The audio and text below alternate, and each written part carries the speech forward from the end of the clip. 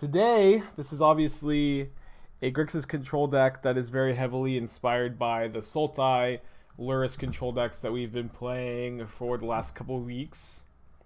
Just pop that up on the screen really quick. And people have been really taking to this archetype. They've been trying out various shells. There has been a Grixis variant that's been around for a little bit that plays Valky and Jace Vryn's Prodigy. But I think that those decks would be a lot better if they played Sprite Dragon instead. I think Sprite Dragon is actually better than Tarmogoyf by a decent amount in these decks, or at least like a little bit in these decks. Getting access to Lightning Bolt is nice. Losing Ice Fang and losing the Triome feels like the biggest cost to me, honestly. I'm not like too worried to lose Tarmogoyf. I think the Dragon is better, faster win condition, which is something the decks want. But Ice Fang is just such a hell of a card, you know. So we're actually playing one into the story to kind of pick back up the kind of a little bit of the card advantage that you lose by not getting the Ice Fang. But we'll see. Yeah, I've decided to go with 60 in the main, and I'm not going to talk about it at it. I don't think I'm going to be able to help you with your spiritual journey, but I do wish you the best of luck. And in my opinion, the most important thing in life is being good to those that you love, and amplifying their lives, and finding fulfillment from being kind to those that you love and care about. But again, I really don't think I'm someone to look to for advice about almost anything besides Magic, and even not necessarily this even. Is there a cost to dropping things at 1-2 instead of playing out? I mean, yes and no. Yes, there's obviously a cost. Like, it costs you the ticks. But I think it's better EV to be playing at 0-0 than at 1 and 2. Where if I win 2 matches in a row, like, to get my play points back, I'd rather be 2-0 in the league and, like, playing for 4-1, potentially 5-0. I think that has higher EV. Double Wave, 4 months. Hope you're having a good day today. Appreciate you. But if you're really trying to cling on to every single play point and you have a ton of time, if time is infinite, it's better to play in as many matches as you can. But if you have a set amount of time, I think it's better to not. Good call on the Thought Scour. Maybe I should have Thought Scour myself because I have Unearth for the Snapcaster. I think that makes sense.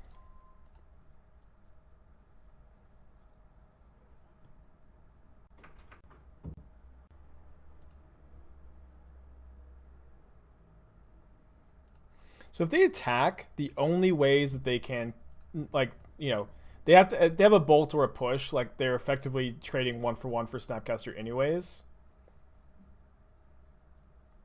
So, like, if they have Team or Battle Rage too, I'm okay with, like, that exchange. Dismember, I'm just happy with them dismembering the Snapcaster. Just take my 2-for-1. Especially because we have Unearth in our hand. Although we might not have Unearth in our hand by the end of things here.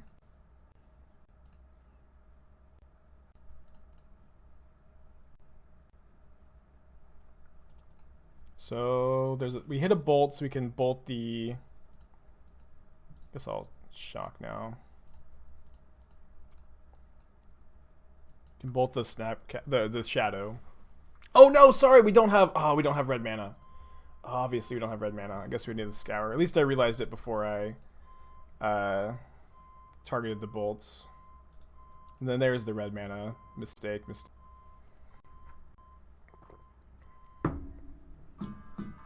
Pseudo, thank you for your 4 months in a row. Welcome back. Opponent not having a land here is huge. So next turn we can go Snap Unearth, Snap Drown. Yeah, I like Grixis control too. The Grixis Into the Story control deck for when Throne of Eldraine first came out was such a nostalgic deck for me. I love when Grixis is good, but Grixis is not always, or even potentially, not often good. But this deck I think has got some legs, hopefully. So now I'm just going to go Dragon, Steel Shadow attack. If they play another Shadow, we can Snap Steal it.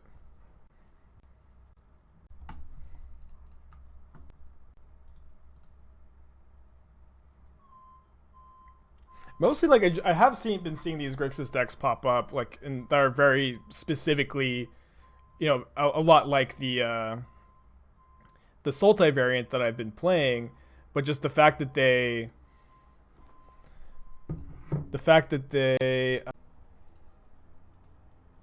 play like Valky and Jace Prodigy instead of Sprite Dragon as win conditions, I've just been feeling like that was incorrect, so felt good to tinker with it a bit today.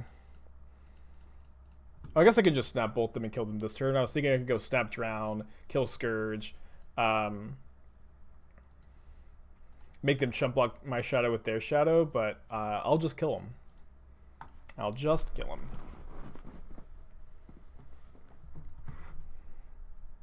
The Dragon is just so good.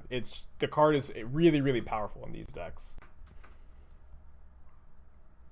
So bring in the second Unearth, the explosives. Probably don't need the full 4th Thought Scour. Do you want the 4th or the 3rd push? Obviously. Do you want a breakfast sandwich? No, I'm okay. Thank you, though. Okay. I appreciate the Can you give me the offer. plate that's there?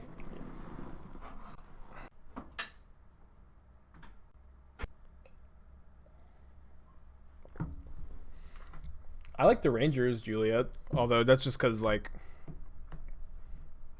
I live not too far from the Rangers Stadium, and me and Esther like to go to games when we can. But we're not super into baseball, but we do like to go to Rangers games.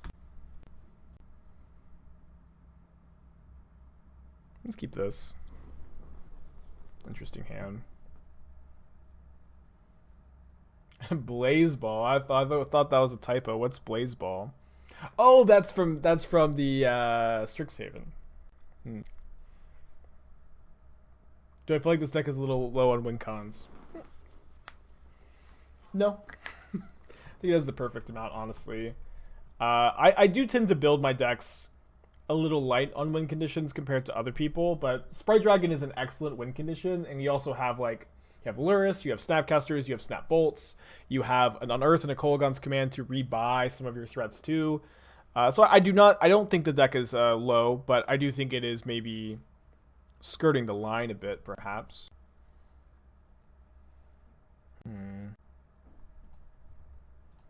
I could maybe play EE on 1, but I'm not. I'm also going to save the Baubles to play a 3/3 Dragon on 2.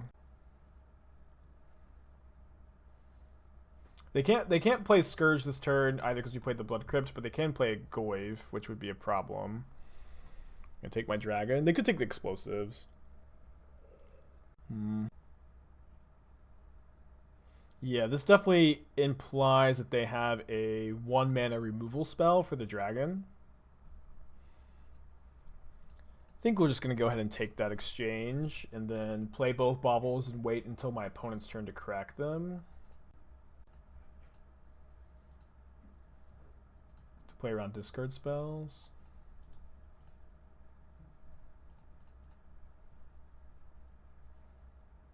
So pop 1 on their upkeep to see what we're drawing this turn, and then 1 on the instep. They're drawing a Bauble. So not great info. They Bauble targeting me, so they're going to know the first card I draw. And then next turn they're drawing a Shadow. So they know about this Engineered Explosives. They don't know about this Charm. Wow, we have so many options. We can't cast Charm this turn. I kind of just want to put Lurrus in my hand. I might get like a little too behind on board if I do that, though. I'm still at 20. What's nice is they have a discard spell. They're going to be like, okay, I can discard Lurrus, but then we have the Unearth. Unearth Dragon and EE for 2. The problem is like the dragon costs 2, you know? That's the problem with that line. And then we can also EE for 2 next turn and Kraken if they play another 2-drop. We know they're drawing Shadow. Also, taking some damage isn't that bad when we have Archmage's Charm for Shadow, potentially. Wait, they know about my EE, right? I'm going to fetch now so they can't respond to the fetch with an Abrupt Decay. They do now. They knew it off the Bauble. To play against Heroic Reinforcements, whatever that card's called. Heroic Intervention. Maybe they just have another 2-drop, so they're going to go Shadow plus 2-drop. That seems to be the answer to this mystery. We're at 12.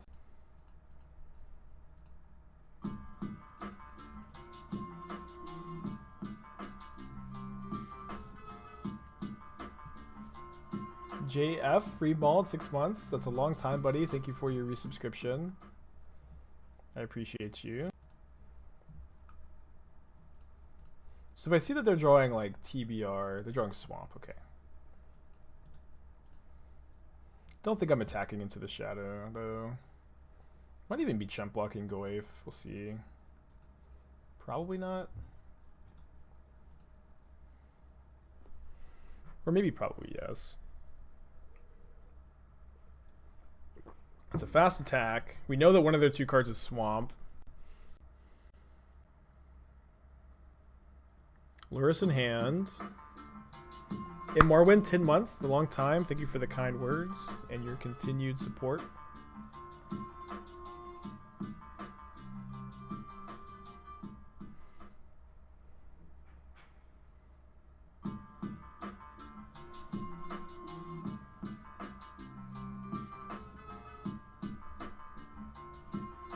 Tell me Batman 4 months, hair's looking good, thank you. I didn't do anything to it today. But it is just at that length where it's just kind of managing itself.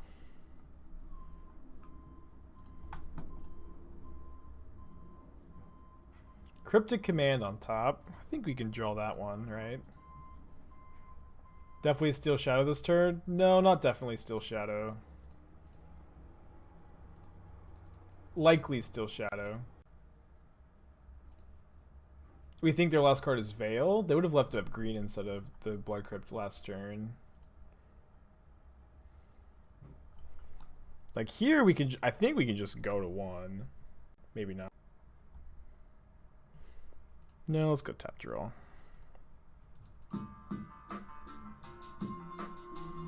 I guess I could draw Logic Knot, so I should have left up Drowned Catacomb Steam Vents. Bob Patterson, 7 months, best MTG stream period. Well, thank you for your kind words. And thank you for everybody's continued love and support. It's awesome.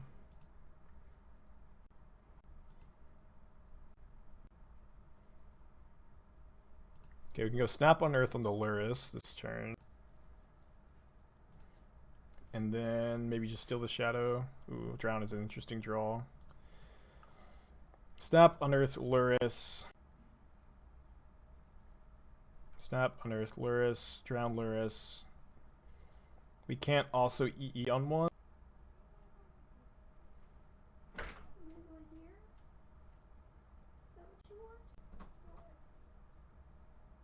So maybe we could... Esther, can you shut the door, please? Maybe we... She wanted to be in here. Yeah. Okay, she doesn't. She doesn't like to hang out in here, usually. Man, this is a tough turn. Kill and steal. Just killing and stealing, huh? I think that's the line, yeah.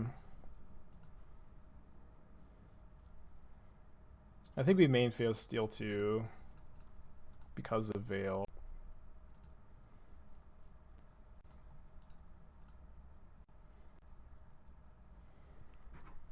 No, we're not dead to Teamer Battle Rage. Now we're dead to Teamer Battle Rage. If we don't discard Snap, I think that's okay.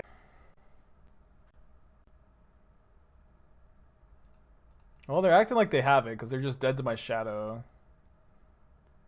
Oh, I can't believe it. So unlucky. Game 3, baby. Game 3. Alright, let's bring in the second gust, knowing that. Can't believe they even left it in, you know? Maybe leaving in one is fine. What impact do I think Clever Lumimancer will have on Modern? I don't think it'll end up effectively being a huge impact because Blue-Red Prowess is already such a... Like, Blue-Red Prowess, Red like Skurs, Jun Shadow are already, like, huge in Modern. And it's going to improve those archetypes by adding either a Red-White Prowess deck with Lurrus or a Jeskai Prowess deck. But I don't think that it's going to be that different of, like, at least a metagame. It's going to be, like, a little more represented, but... it's going to make removal spell decks good. It's going to make control decks better. I think the format's going to be fine.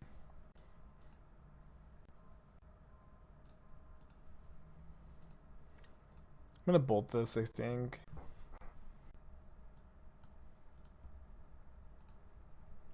I think I'll see a huge increase in the power level for Blue-White Prowess. 3/1 drops is nuts. Yes and no. Where, like... the decks become faster, they kill really, really quickly. But like part of the reason why why Blue-Red Prowess is so good is that Stormwing Entity can't be Fatal Pushed, can't be Skyclaved, you know? And to have a version of Prowess that is very vulnerable to Fatal Push, a version of Prowess that is very vulnerable to Skyclave Apparition, is potentially not going to be like the best variant, you know?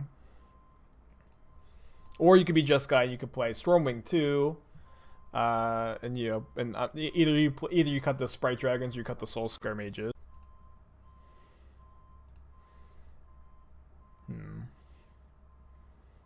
I think I'm just gonna be okay to take a hit from Swiftspear again, so that if they play a Shadow this next turn or another 1-drop, we can get a 2-for-1 with explosives.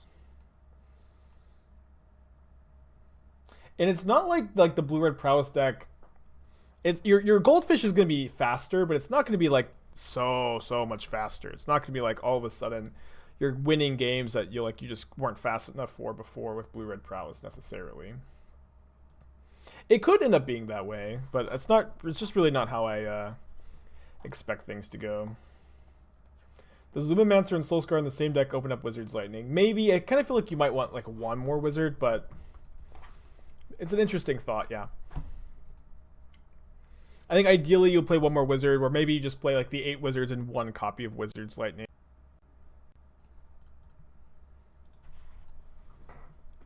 A lot of interesting directions I think the format can go in going forward. Delver is a wizard. Insectile Aberration is... Oh, but I'm aware. I am aware, my child, that Aberration is a wizard.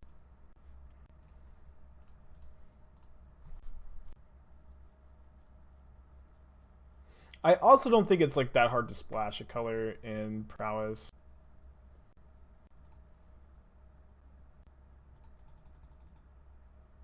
Like, to be 3 colors. It's not free, but it's just not that hard.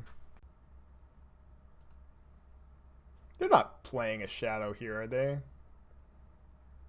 If they play a discard spell, we'll drown the Swiftspear. If they don't, we'll just sack the EE on 1 while we have this mana. The next turn we get to put Lurrus in our hand and keep drown up for their Lurrus. I think that's a bit better than holding up Snap Push as well too.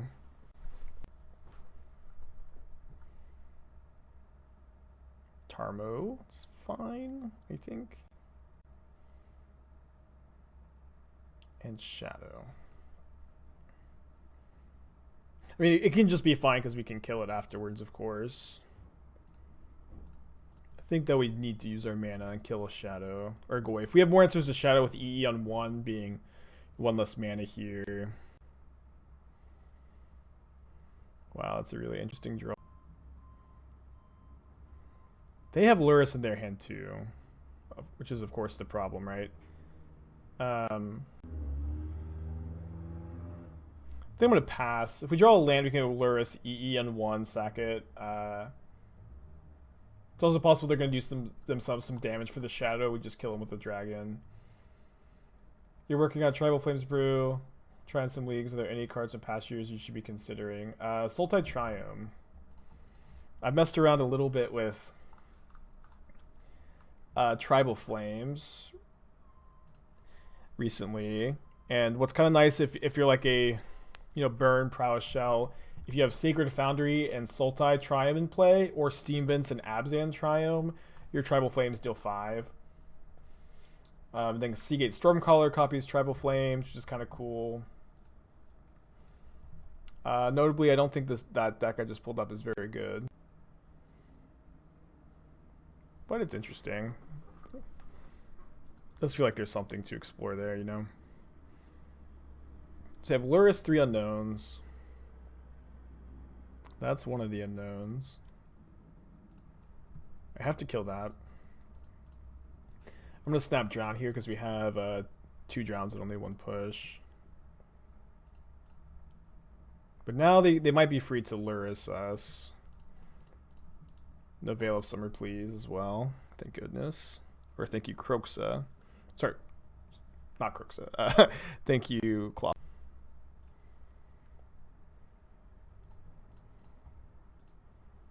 So they know my last card. Kind of feel like they have a removal spell too. It makes a lot of sense for them to have one. They could have TBR as well.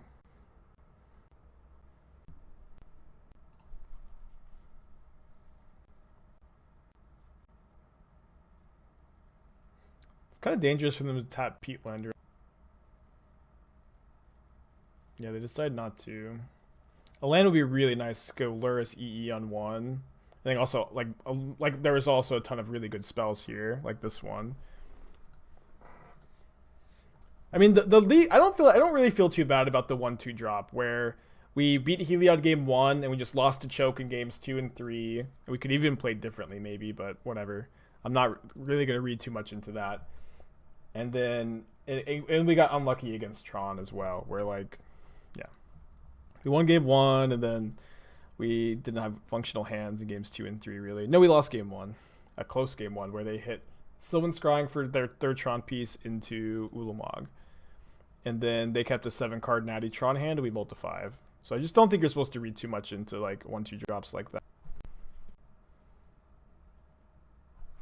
They bobbled from the graveyard, targeting themselves, and they drew the card. I'm assuming that this is the card and not and I'm also assuming that they're digging for an answer to the dragon. So I'm kind of I don't know. I guess they didn't really have card selection here, it seems. Well, they're dead. They don't know they're dead. They obviously need to play it out because it's possible I just have all creatures and lands. No, that's not even true. I have Lurrus for explosives. Close match. Them top decking to like they had Croxa and TBR. I was so prepped kind of where I prepped this one, and then I'm kind of interested in playing Jabberwocky's Green Black Rock list, and I'm calling it Jabber Rocky. And so I've got like I just copied his list from the challenge. And I'm just kind of want to play that and then maybe make changes as I play. So I might play that today. I might just stick with just this though, and then we also might play Squirrel Blade. But it's also possible that this deck goes really well and we end up just playing this. Yeah, I have no outs to Infinite Life. You could play a Jace Friends Prodigy as an out to Infinite Life, but I think that card is just suboptimal in every other matchup besides Heliod. So I'm just gonna try to interact with them. Which I think is totally fine. I think it's totally fine to have that plan. Like it worked game 1 earlier today, and then we did lose largely to, I mean, not even largely to, completely to Choke in games 2 and 3. So maybe I should just be playing like 3/4s. I don't know. Blue-Red Prowess is an interesting matchup. I have found that having Drown in the Loch in your deck usually makes these matchups pretty favorable. So untapped red source would be really good here to go dragon, bauble. They respond to the bauble with the dart, and we can bolt the dragon in response. Okay, didn't get there. Instead, I'm going to go bauble myself, looking for a land. Use Thought Scour to scry. There's a Thought Scour on top, so I'll scour myself. Didn't hit the land. I have a couple more looks for next turn. Not playing around mutagenic growth, of course. Not really a lot of point in doing so, I think. I'll force a Manamorphose. Maybe. Probably. Usually do. In spots like this. Any consideration for a Boil Chokeproof mana base? I don't think Boil and Choke are so popular that we are there yet. That being said, I also don't really think it's even possible for a deck like this to play a Boil proof mana base. I think I'm gonna try to Stone Rain them with my Sprite Dragon here.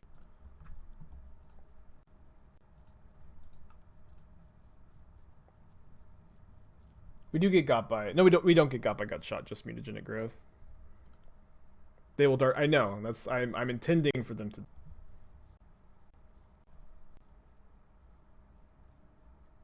I kind of just want to pitch Cryptic. I know that they're still 2 cards away from Into the Story resolving.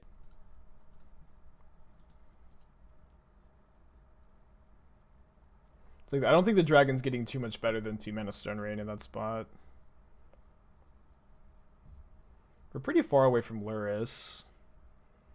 Yeah, I think I'm just going to play the dragon and hope that they kill it so that puts another card in their yard for the Into the Story.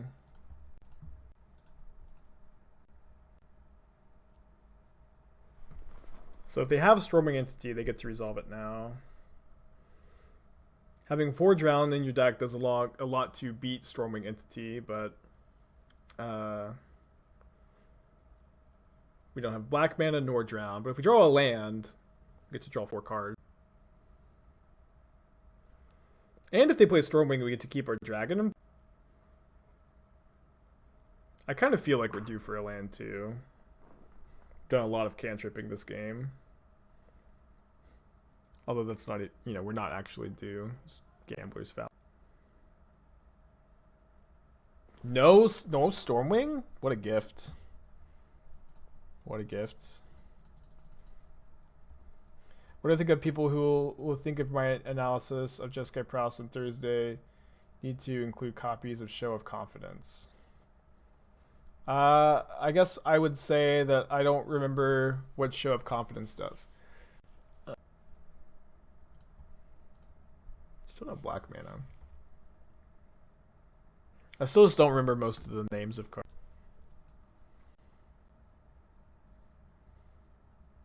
Could die here. Not super low. Did I ever test Maul of the Skyclaves and Squirrelblade? No. I think that it's worse than either sword, and I don't think you want the 4th equipment, but Maul wouldn't be bad. I've played Maul on other decks. Put a +1 counter on target creature's storm. Okay, what does the card actually do, please?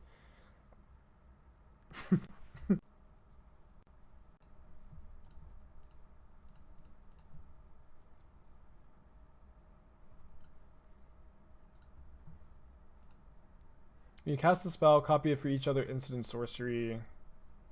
But what's the mana?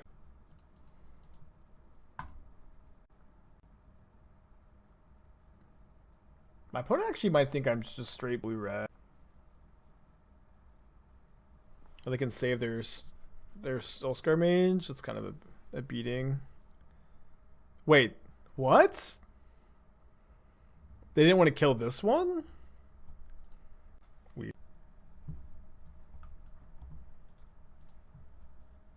This is not the card. This is a bear deck. This is not the card that I've been asking for. It is, in fact, a bear deck.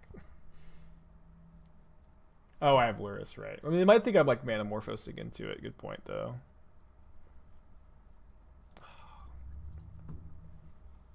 Stupid lava dart.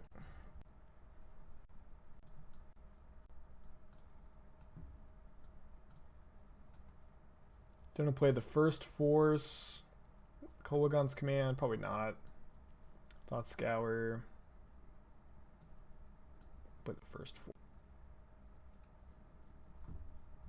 Oh, but that was for a deck tech. Sorry, I missed that was for a deck tech.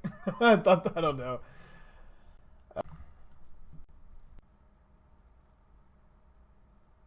I don't think that this card's going to make the cut. I think it seems worse than Ground Rift, but it's interesting. Might be worth trying out. Alright, so the Bears. Interesting. So a green-black lone bear deck.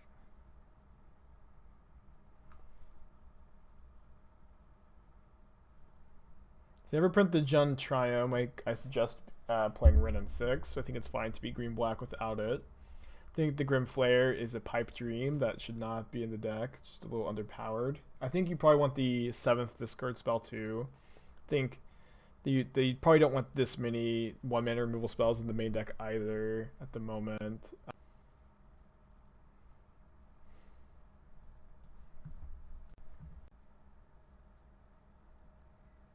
I think this probably should be a Smallpox deck. I think this probably should be a Smallpox deck, and I think one copy of Nether Spirit would actually be pretty good too. So maybe go like -2 Bloodchief's Thirst, minus Grim Flare, maybe minus the Eternal Witness, minus the Pulse for +4 Smallpox, +1 Nether Spirit.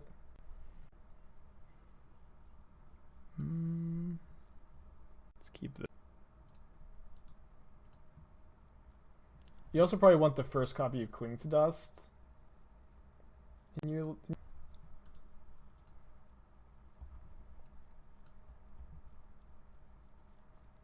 Yeah, I think Nether Spirit's like super underplayed in Modern, honestly. Sideboard. I think I probably would just play 3 Damping Spheres if you have the Smallpoxes. Like you have that kind of help against the big mana decks at that point, you know. I'm not huge on Brutality, but I think you 2 are good to play. If you're playing Smallpox, you probably don't want to play more than 1 Gargaroth. Like the Tracker. Yeah, Sideboard seems okay. Sideboard seems fine. Can maybe play like Mystic Repeal as an answer to heal.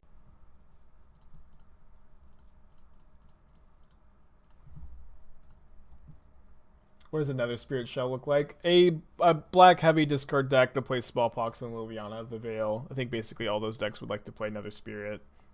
The first copy, at least, like I think is going to be a relatively free include. So am I going to steal this Swift Spear with the Charm this turn? Yeah, I kind of like go steal Swift Spear with Charm into untap Dragon with either Drown up or just go Dragon with Cling up to protect. Stealing now plays pretty poorly against Spell Pierce, but plays pretty well against Light Up the Stage, so. Although I guess that they would have already cast Light Up the Stage if they had it. Yikes. What's the price of these on this list versus Esprica? I have no idea. I don't know. I have no idea what any decks cost, really. I guess that's not completely true. I have a vague idea of what some decks cost.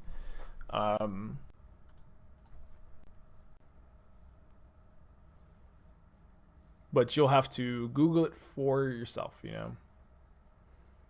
I can't Google it for you.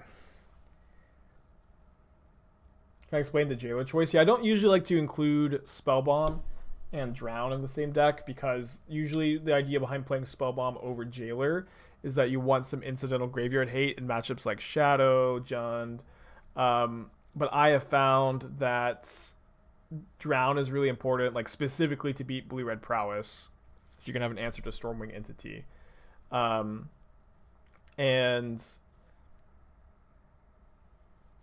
And because of that, you don't want to play Spellbomb for incidental graveyard hate and fair matchups. So just play the more effective graveyard answer for Dredge, which is... I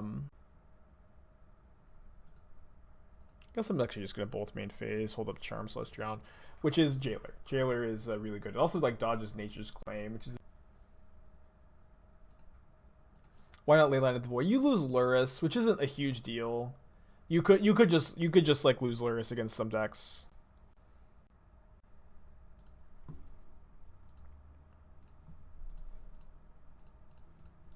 Yeah, Mutagenic Growth is so good.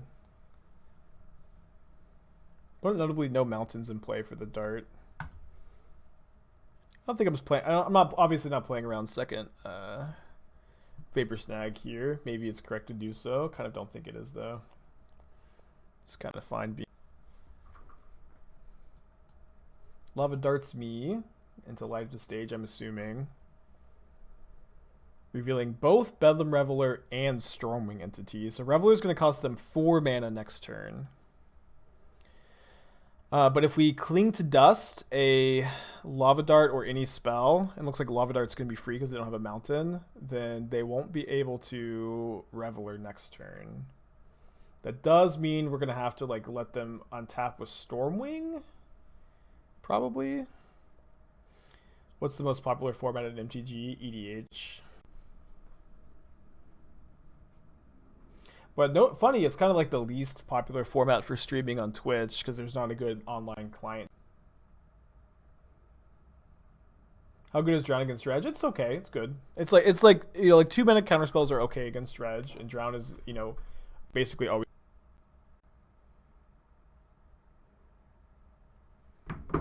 I would much rather like to go Sprite Dragon plus. If I attack, is my opponent going to block? I guess not. But probably not worth risking it for 1 point of damage or 2 points of damage. This doesn't really feel like the upside.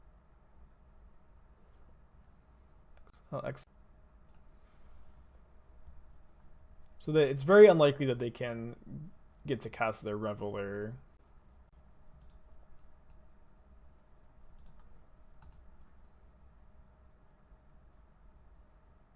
We could die. I don't feel like it's very...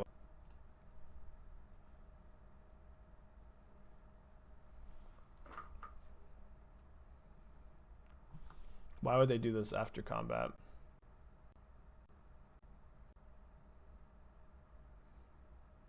I'm assuming that's what they drew off the islet. They hit another Stormwing entity, which they can't play right now, and a Scalding Tarn, which they also can't play right now, I guess. So now we get to go Dragon, Drown, attack for 4. Although, this is, I guess, like a little sketch, because they could have a Spell Pierce. Or Dispute.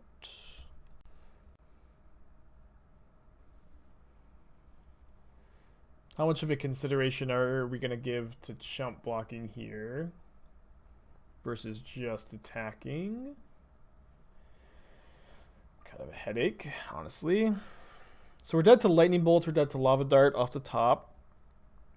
But those cards are pretty bad for us anyways because they get to play the second Stormwing. Can always awkward cast push for a trade. I might just cast push for a prowess trigger here. I think I'm going to wait for next turn with the dragon. I'm just going to attack, hope they brick. Yeah, no cards in hand. Like, so if they draw a bolt or dart, it's like still really bad for us. So I think we're just supposed to not.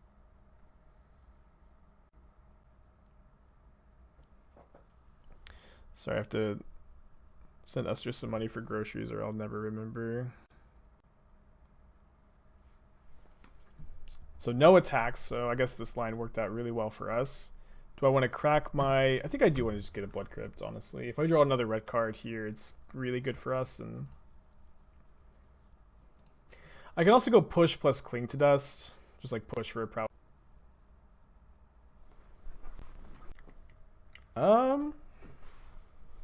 Maybe it's good to just play... I can go push plus Cling to Dust for 2 prowess. They don't have any creatures in their yard, actually. So I would kind of like to gain 3. But then we also have Force Up on their turn.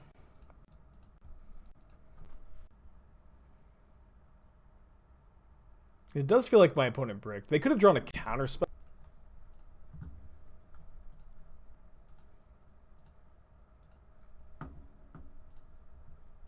But I think I'm married to this line at this point.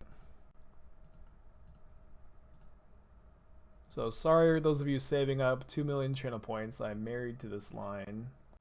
Cool.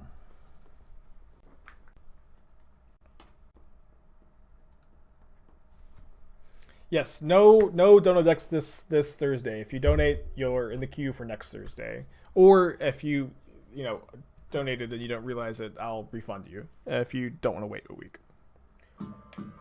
But there's Strixhaven coming out on Thursday, so it's important to play those decks on Thursday and become ascend from an MTGA user to a content creator. Grey Fox MTG 6 months. I trust my big sub bucks will go straight to the Clothis Temple upkeep. Of course they will. Of course they will. Oh, I also need to go to Party City. Man, I've been meaning to go to Party City for like a month now to get a costume for the Strixhaven release. If I don't do it, don't feel bad. Do you think this version is better than the Sultai variants? Not at the time of making this comment, but it's too early to tell. Like specifically, I think Sprite Dragon is better than the threats in Sultai, but you get Ice Fang and Goaif. In Sultai, you just get Sprite Dragon, and your mana is worse. You do get Bolt, which is a nice thing, but you lose like Mystic Repeal, access to the Golgari 2-drops. I also think the green-black command might be good in the Sultai decks going forward, so that's another consideration. There's a basic island on top of my deck. If I shuffle it away and don't shock, I can't Fatal Push a... I might just be okay drawing basic island. It's pretty bad for us, though, if they have Manamorphose into Stormwing. But if they have Sprite Dragon here, we just kind of win the game on the spot. No Croaks in the 75. I think we have too many basic islands to play Croaksa. We do have a couple filters. Yeah, I did add Simon I did add you as a ghost to the Discord. As a bot to the Discord ghost. Thank you. Thank you to you and Simon for taking care of it, because I find myself not really liking Discord. I don't know. Just like that feeling of always being connected. Something I don't think I...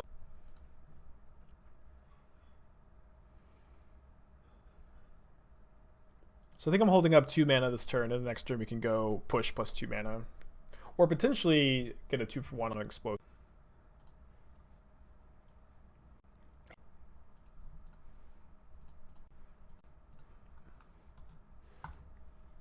No monkey.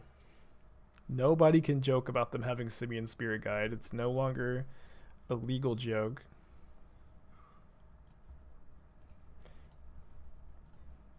Although sometimes it was correct to do so. Oh wait, sorry. Not supposed to sack yet because they could draw another Swift Spear.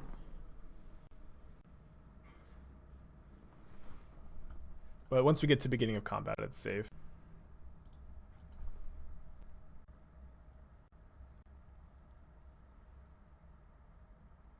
Simian Spirit Guide is modern legal in my heart, and in all of our... Have they assembled the 2-card combo of Manamorphose Stormwing? They've had a very threat-heavy draw. We have our answer to it in our hands.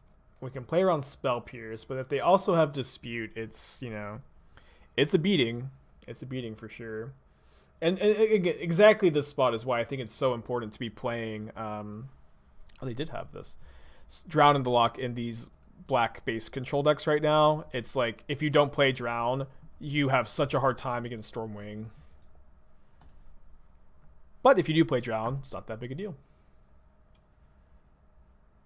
They have 2 cards left. We've killed 5 of their 16 threats so far. So it is kind of likely that they don't have another one in their hand. Oh, no, so they have more than 16 threats because they have Bedlam Reveler. So they probably have 17. maybe 18. All right, no draft.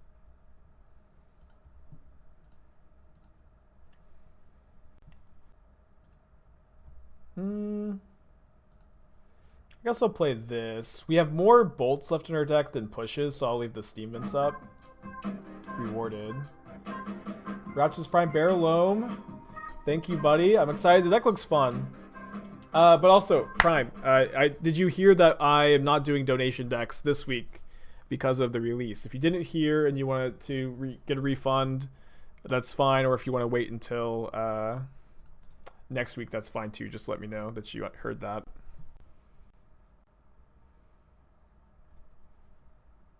I think I'm going to wait on the Drown because actually if they have a counterspell, I'd like for them to cast it. Thought on Espriska, minus ops and leagues for Thought Scours and Drowns. I'd be that... I don't know. I kind of want to decline comments on Espriska just because Yendrix put so much work into it. But that is a direction I'd like to go, yes. But I'll be playing Esper, I suppose, when Strixhaven releases, because there are, like, Esper gets a bit, and I'll be building my own variants, but I just love Yendrix stream a lot. I really like Yendrix take on the deck. I like watching him play, even though I would take it in a different direction, you know? And so I kind of just have been hesitant to, like, even, you know, I just don't want to detract from the work he's done on the deck, you know? Ka is from what I understand, I could have some details here off, but from what I understand, Ka is a Polish suffix that is like a suffix of affection, you know? And that's where it comes from.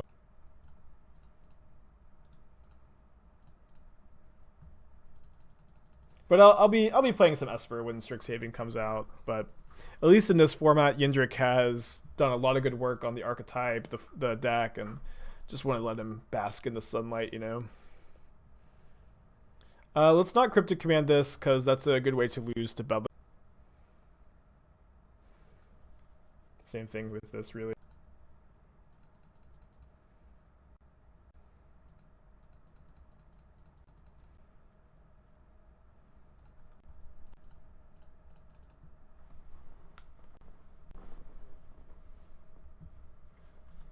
Well, Vapor Snag is the worst possible as our last card, but it still puts us in great shape. It's usually a good spot to be when your opponent has the worst possible and you're still pretty ahead, huh? Okay. Concedes to the Lurrus they knew.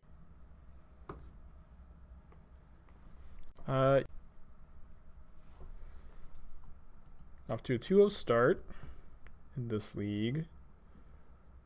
It's not a very good hand, but I think I'm going to keep putting back either basic Swamp or Sprite Dragon, probably. I kind of like putting back the Swamp because we just need to draw red mana, you know.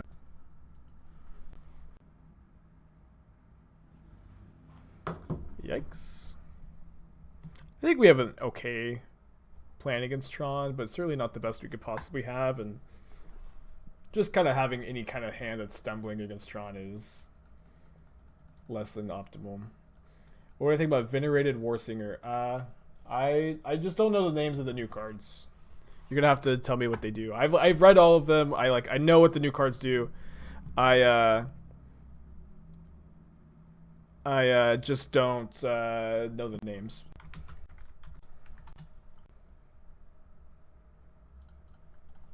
I think it's correct to Thought Scour now because we could draw Bauble. Oh, it's E-Tron. Maybe, maybe not. Kind of funny hits though.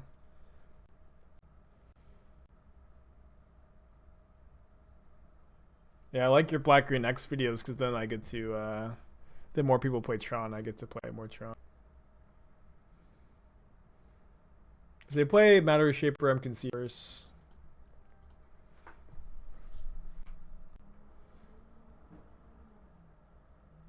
Don't have Revolt here.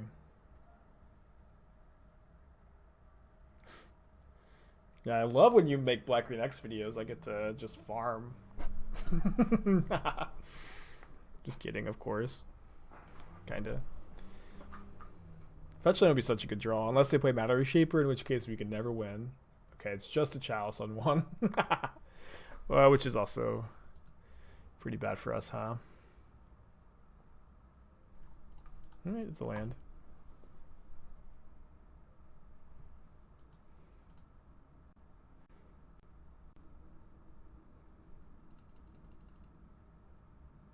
I do actually kind of feel like E-Tron's a worse matchup for these blue-black X control decks than Green-Tron usually. Just like your Drowns are a lot worse, and their draws are always really difficult to predict.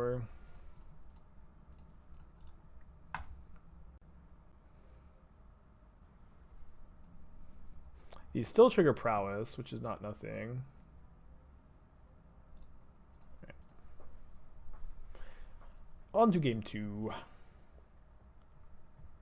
So I want the third Force, I want the Tail's End. Tail's End not as good in this matchup, but it does counter Expedition Map, it does counter Karn, it does counter Ugin, it does counter Blast Zone, Relic sometimes. I want the Thoughtseize as well. I don't usually like the 1 mana removal spells very much in these matchups. You know, Push kills Thought Seer, Lightning Bolt kills them and kills Karn. Neither is that good. Honestly, yeah, I think 1 Explosives for Chalice is kind of good.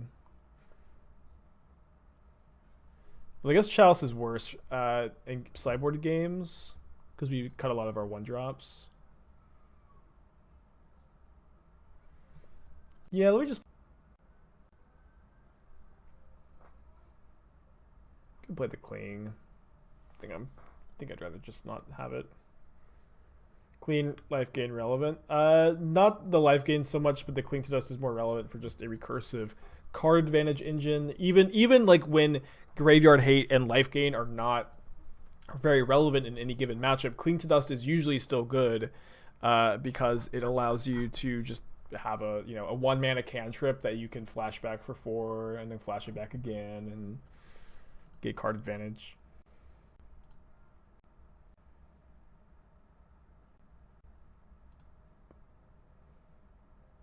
If we draw a land next turn, I'm feeling good. If we don't, I'm feeling bad.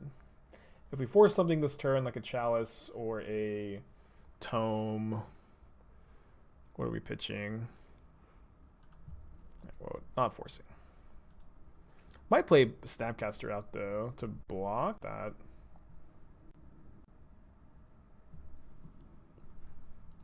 Didn't draw the land. Yeah, they did keep 7, so just you usually lose when they have Natron. They have a Karn the Great Creator on top.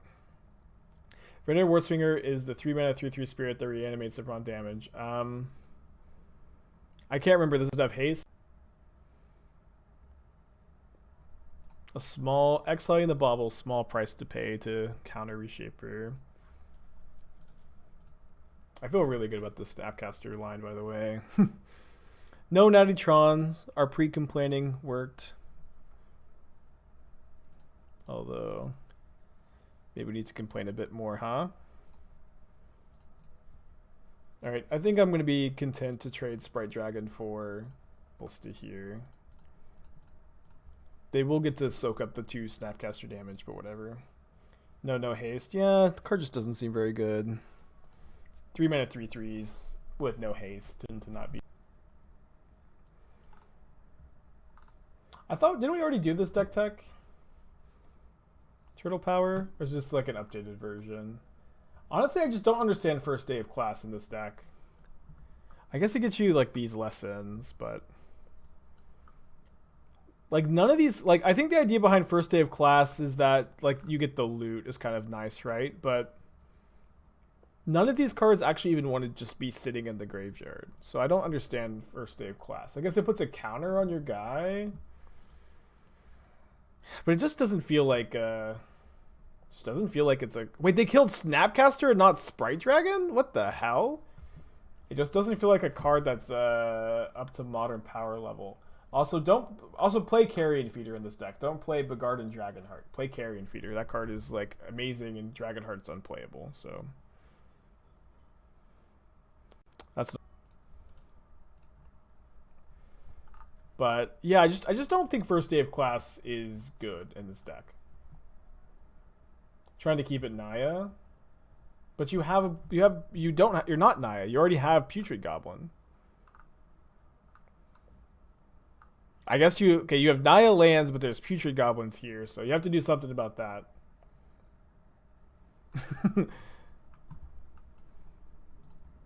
Wait, first day of class goes infinite? Whenever a creature enters the battlefield this turn, put a +1 counter on it. Okay, I guess I didn't realize that it went infinite with the. Although it's a lot of mana though. It's a lot of mana to go first day of class into persist creature. But I guess what you can do is if you play Aether Vial, then like that's gonna be a way better plan. So this probably needs to be. This probably needs to be an Aether Vial. I'm gonna save this for Revolt. I guess we only have one push, but we're gonna really wish we didn't crack if we drew it. Okay, let's go ahead and just main phase this Drown. If we draw a land, it's so good here. What about draw 2, pitch 4? So I think you could do that line as well. It's like an extra counter on the dragon. It's not a bad draw either. I honestly can't believe that they killed Snapcaster. Yeah, I think this should be an Aether Vial deck. I think you should be 4 colors. Or wait, why not just be Jund? Yeah, just be Jund. Just be Jund. Don't play white. Don't think like this lesson in the sideboard is worth like your main splash. I don't think you care about the Skyclaves that much. Just be Jund. Play Carrion Feeder. Play Vial. Maybe play Unearth too. You like hardcast Force best? I think that there's an argument.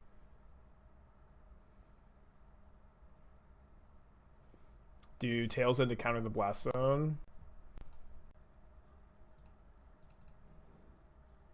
I can't believe my opponent killed Snapcaster and not Sprite Dragon. It might have just been a miss.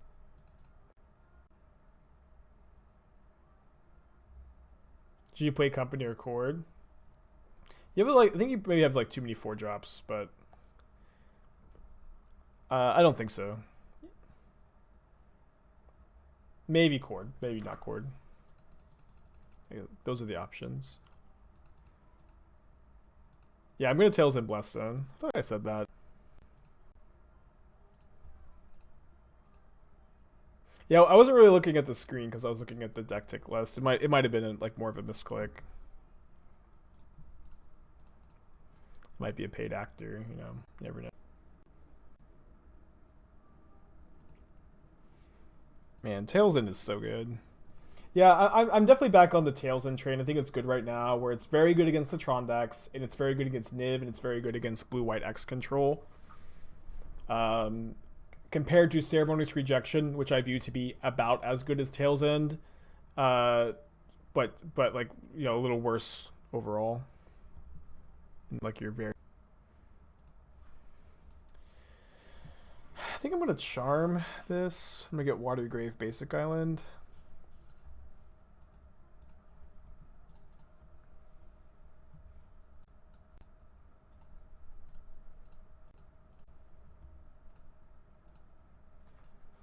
Sprite Dragon's a 5/5. It'll be pretty hard for them to kill us here. Or kill the dragon even. I'm not gonna bother with Lurrus in the hand. Just keep up 2 counter spells while we have the lethal dragon next turn. Yeah, they would need to Ulamog us somehow. But they would need to top deck mine and already have Ulamog in hand, and their decks don't even always play Ulamog. Although they often have one. Grixis or Sultai? I don't know yet. I hope to be able to answer that question that's burning in everyone's heart right now. Grixis or Sultai by the end of today's stream. Better to counter whatever they get off of Karn, which I guess is going to be Ensnaring Bridge just to make them tap the mana. Timo J, 8 months. I want Night Bonder to be good so badly. I'll keep. And my hands closed. The two decks are obviously very similar, but just, I mean, Sprite Dragon is amazing. Sprite Dragon is so good in these decks. Well, like, Tarmogoyf feels pretty medium, but Ice Fang also feels very good, so I don't know.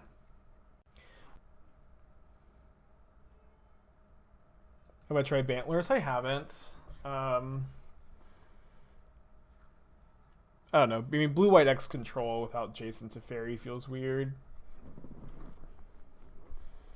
Not saying it's wrong, just weird.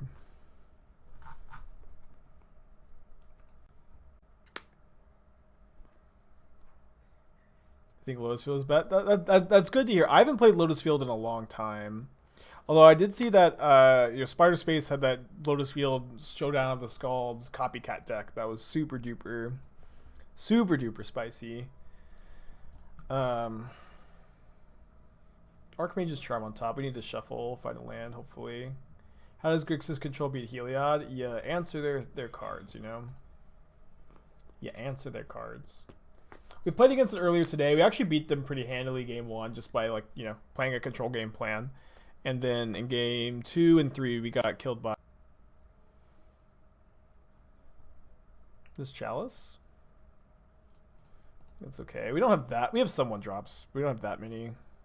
Immediately draw 1-drop, of course. Maybe it's just the Force down the line, maybe. Maybe not.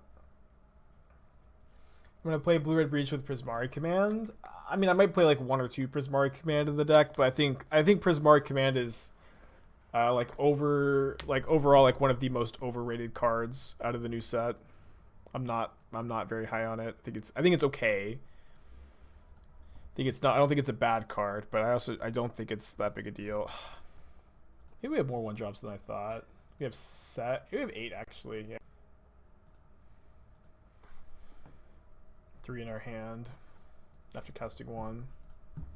But for those of you wondering my thoughts on what cards are going to be good in Strixhaven, I made a tier list yesterday. What do they get? Cavern? They get Cavern. I made a tier list yesterday of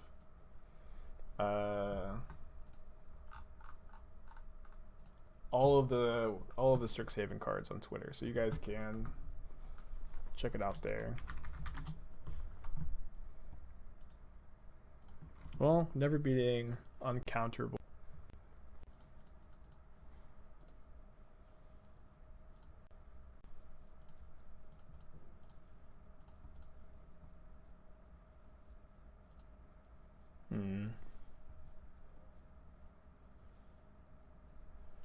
Alright, I guess I'm going to be bouncing that Chalice. Let me discard Polluted Delta, I think. Because this is a Grixis Triumph with the Urborg out there. I can discard Push, a 2, I suppose. But I might want... Oh, yeah, I meant to put Polo's card on there. That was one card I forgot to add to the list. But I think Polo's card is fringe playable. I probably put it like at the end of the fringe playables, honestly, but I do think it's kind of...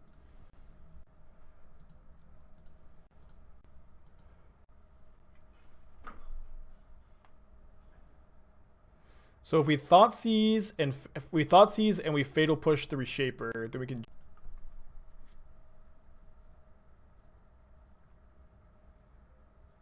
Guess we're taking... Thought Scour them, I think, for Into the Story / Drown. Yeah, and so this lets us go... This lets us go Drown Smasher and then push the Bullet. Witherbloom Command seems so weak. I think Witherbloom Command is great. I actually think Witherbloom Command is going to be good in Legacy too. You get 2 of those effects. That card is going to be a 2-mana 2 for 1 very often. Very often that card's going to be 2-mana 2.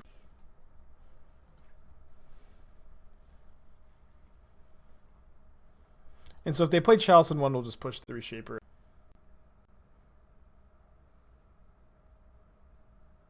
I meant to add Paulo's card. Sorry, we've been talking about this. I meant to add Paulo's card to the list. That was one I forgot. I had it. I started making the the list in like Adobe, but then I had the free version. I could only add like 18 images, so I started over, and I somehow left Paulo's card off, which was not something I intended to do. So they have Chalice, Ballista, Mystery card. But yeah, I think Paulo's card's good. I think Paulo's card is going to be a fringe playable modern card. I did mean to add it to the list. What deck do you have see Lash of Malice going in? It's a good question. Ooh, Chalice on 2 is so good here. Like, Lash of Malice is a card that I don't think has an obvious home, but it's potentially good in decks that can use it both as a removal spell and a pump spell. Decks that are interested in a 1-mana removal spell and also have very few 2 toughness creatures. So their hand is ooh, Relic.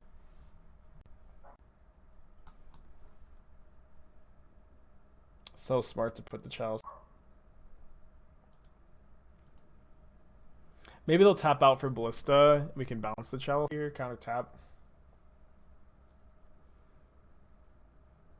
Flashing Black Red or Jund Shadow. Yeah. It seems very good in like Black Red Shadow specifically, where you have it pumps your Swift Spear and then kills their stuff. Great in red black. When they drew another Reshaper. Where do I think Dran stands with Thrilling Discovery in the format? I don't know. I and nobody else have goldfished Dredge with Thrilling Discovery yet. I don't know how good or bad it's going to be yet. That being said, it might just be the sickest ever, and it might not be that big of an upgrade. It's going to exist in some. Wait, if they Ballista on 1, it gets countered by Chalice. Keck W.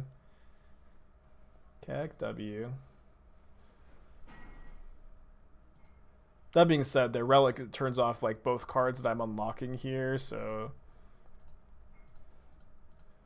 we've gotten lucky both games to have our opponent make a misplay. But I don't feel.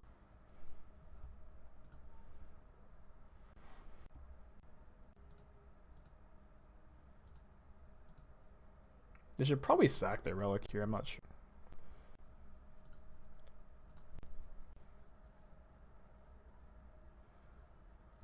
There's Chalice, Mystery card. Did you?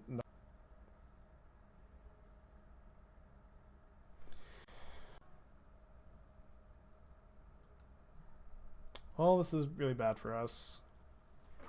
Chalice on 1.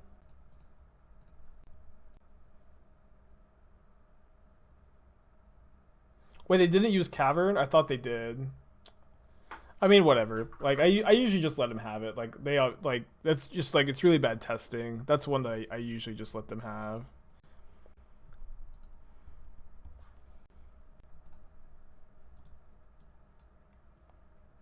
It's, like, really bad testing, though, to, like, get them there. I'm gonna block. We have Lurrus. I don't think.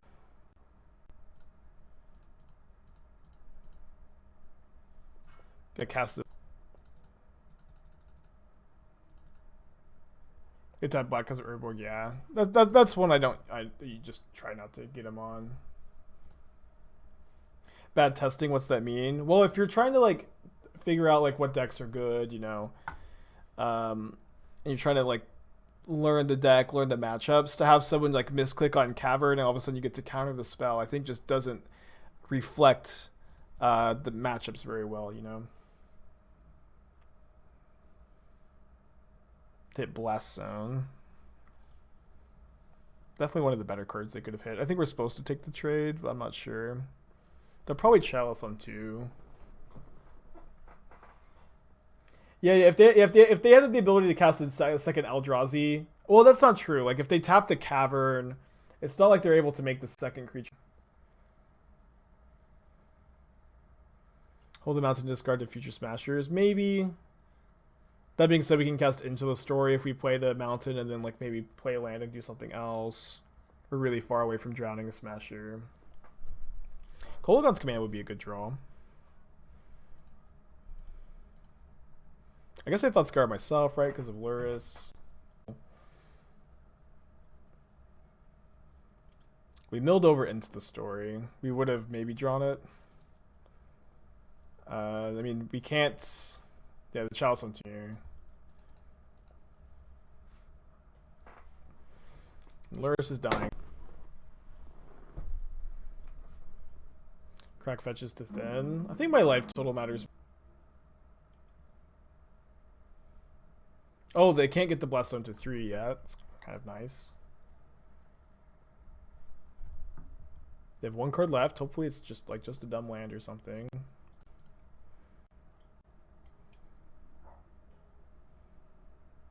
No Tail's End? How much mana does Tail's End cost? Does anybody know? Probably should have helped that for Smasher in that one. I don't know.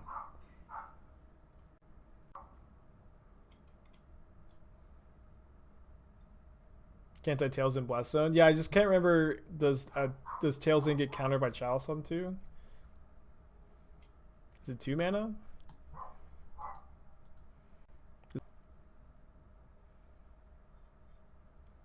Yeah, we need to draw our Kolaghan's Command probably. Kolaghan's Command would be so sick. Kill the Chalice, get back Snapcaster.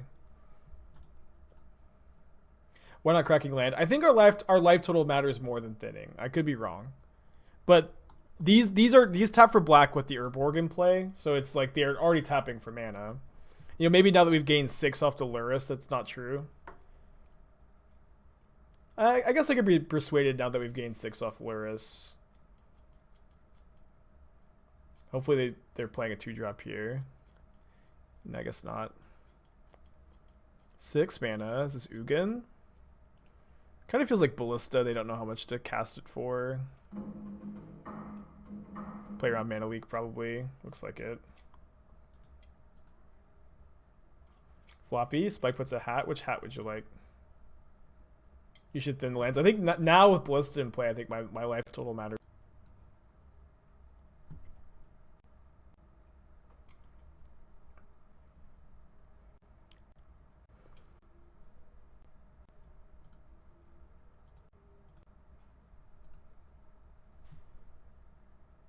Obviously shouldn't have thinned. What are the choices? So I've got a Viking hat, I've got a shark hat, I've got a big floppy hat, and I've got a squid hat somewhere.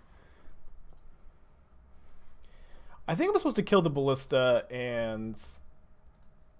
return Lurrus, and I'm going to do so after they put a counter on their instep. We have Force of Negation if they draw a card, obviously, and like most creatures are fine to maybe...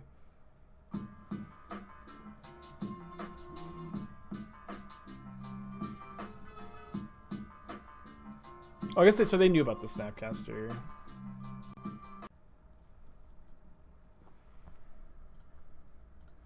I want to get Lurrus back more than I want to make them discard their next card, of course. Maybe Kolaghan's Command is the sickest ever. It definitely was here.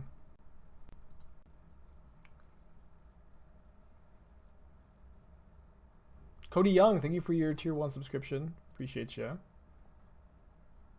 The floppy one. Gotcha. Let me grab that. Complicated game here. Actually, I don't know really how this happened exactly, but we're just like ahead right now. We're just ahead. Have I thought about Seal of Fire? I think you don't want Seal. It's like I'm not even playing like the full 4 bolts. All right, so if they get... We can Tails End Scavenger Grounds here. It is bad if they have like Seagate Wreckage in their deck. But I mean, what are the chances they have Seagate Wreckage, right? I'm sure they're getting Scavenger Grounds. They got Urza's Tower. That's totally fine. Imagine thinking Urza's Tower is good.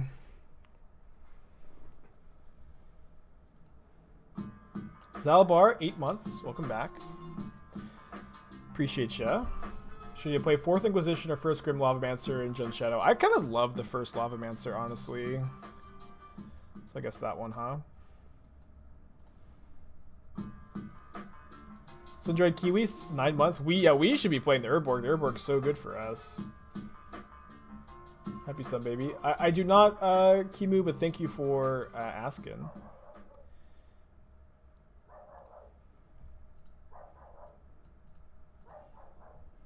Totally fine if they sack the Blast Zone on 2 right now.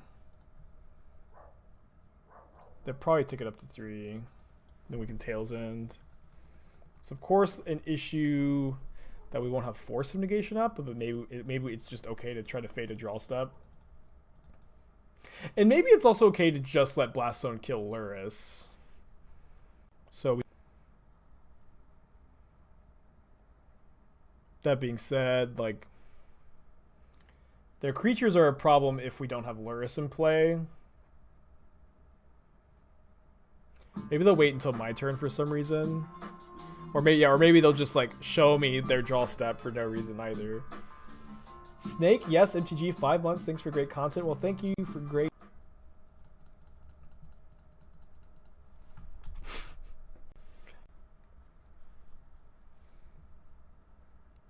That's the 3rd Blast Zone though. I wasn't like necessarily expecting them to have that.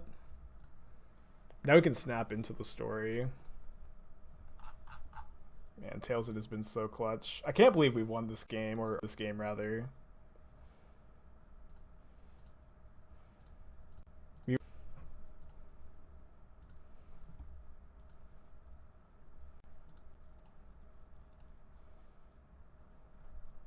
went from so behind to like just very unlikely to be able to lose. Yeah, kind of. Well, maybe we should hold up Snap Tails End. Wait, is Bolt Snap Bolt somehow lethal? It's 6 plus 5. No, not quite. Oh, wait. 6 plus 8 is 14. I don't know why I thought with Lurrus.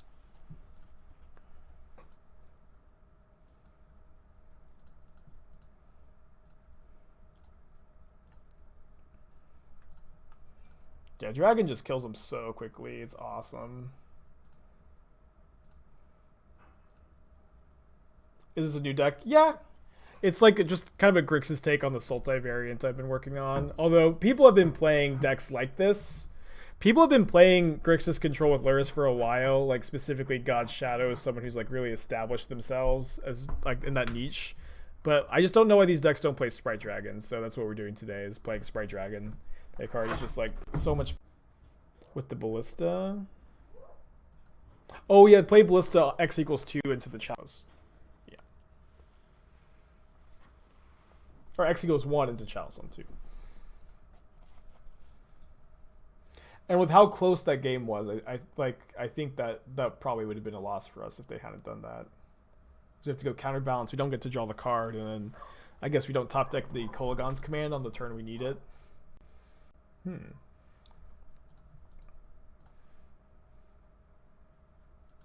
What do you think about Cleansing Wildfire versus Tails End?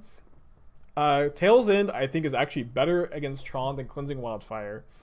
Although maybe that's not true. Just kind of, they're just so good at reassembling Tron, and then Tails End is just so good. It stops map, stops all of their threats besides Wormcoil Engine. The card is just sick. And then Tails End is really good against Blue-White X control, and Niv Mizzet isn't. And if you just have like 2 Tails End in your deck, it's not like you're very good at keeping your opponent off of Tron anyways. I think I'm content to just jam a second Dragon here.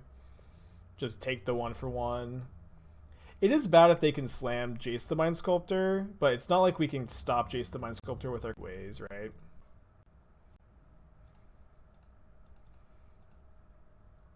And they're not killing it.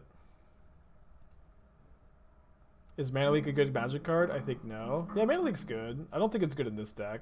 We are playing against Esperka, it looks like. They're going to Kai's Guile me. Oh, they're going to draw 2. Yeah, so they I don't think they can tap out for Jade. Tap for black, opt. So I'm assuming they found a push. They put a card on bottom. So this looks like they have push, but maybe no 4th land. Now they're opting. They should hit one with double opt Esper Charm. Be very unlucky if they missed. Wow. Well, if I were them, I'd be that.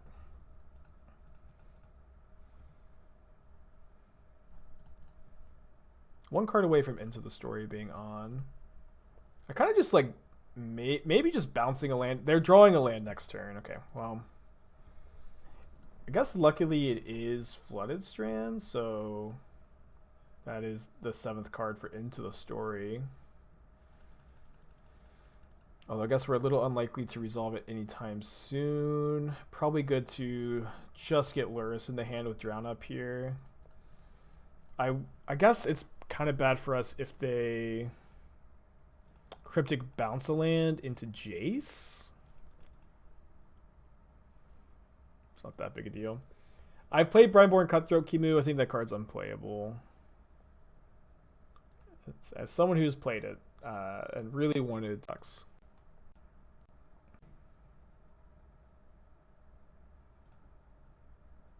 I don't know. Maybe sucks is an exaggeration, but it just doesn't seem to be nearly as good as a lot of the other options, you know? Yeah, I don't know why. I have like this mental block around the companion window. I just like never forget to close or remember to close it. Have I ever played Merfolk in Modern? I've played it, yeah. It's been a long time, and it certainly isn't like one of my preferred decks. Yeah, the card is good in Standard. Actually lost to it a lot in Standard, but I don't think it's a good Modern card is what I'm saying. I think we'll let that one go. Yeah, it's like saying that the card sucks is definitely a hyperbolic way of me saying that it's just not a great Modern card right now, or in general. Do you think internalizing thoughts is gonna be hard going back to paper? No. As much a Modern Magic or as much streaming as I've done at this point, I have played still much more paper than Modern. Maybe I'm in. I don't think returning to like paper is going to be like that big a change, or hard to change rather. It'll be a big change. Have I played with this deck versus Burn? No.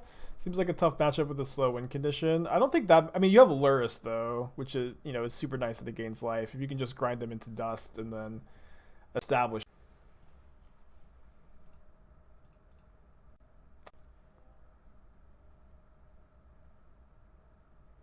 Are they gonna miss a land if they don't play? No, I'm pretty easy Cryptic Command here. You said Lurrus and Burn in the same sentence. Oh no! All the guys are learning. You'll still live stream a paper GP with commentary? Yes, I'll do it. Again, I'll make any request that is asked to me. I am obliged to accommodate as a streamer, e-boy, MTGA user.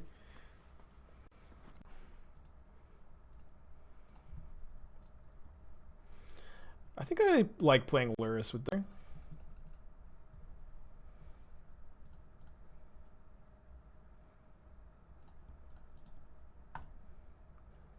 Would I call a burn deck that plays Lurrus learn? No. I wouldn't, but maybe someone would. So they drew another non-land, actually. Why should Bird not play Lurrus? A lot of people have been saying that the 15th sideboard card is like too important. I don't agree with that sentiment, but whatever, right? And like I don't even think you need to play Baubles. I think the Lurrus is still worth it without Baubles, but the Baubles are probably good too. Like they just are like solid card selection. Getting to untap with Lurrus is kind of insane. With 2 counters up still. Am I still going to love chat when I make it big time? I do not foresee ever switching to... I mean, it's just like so hard to like make it to the NPL. If this is the current structure, I don't see ever forsaking streaming for like just tournament play. Or like ever completely forsaking it. But like, how do you even get into the NPL? It's like you have to win a PT, and then like you get to rivals probably. You're not like guaranteed to get to the NPL. But for someone to break through and make it into the NPL, it's like you have to win a PT and then do well in rivals. Is how it feels. And maybe that's not completely true. But that's how it feels, and that doesn't seem like any like if it happens, that's great. but it doesn't seem like something anyone can plan for. Like, how do you plan to win a PT and then do well in Rivals? Just not this.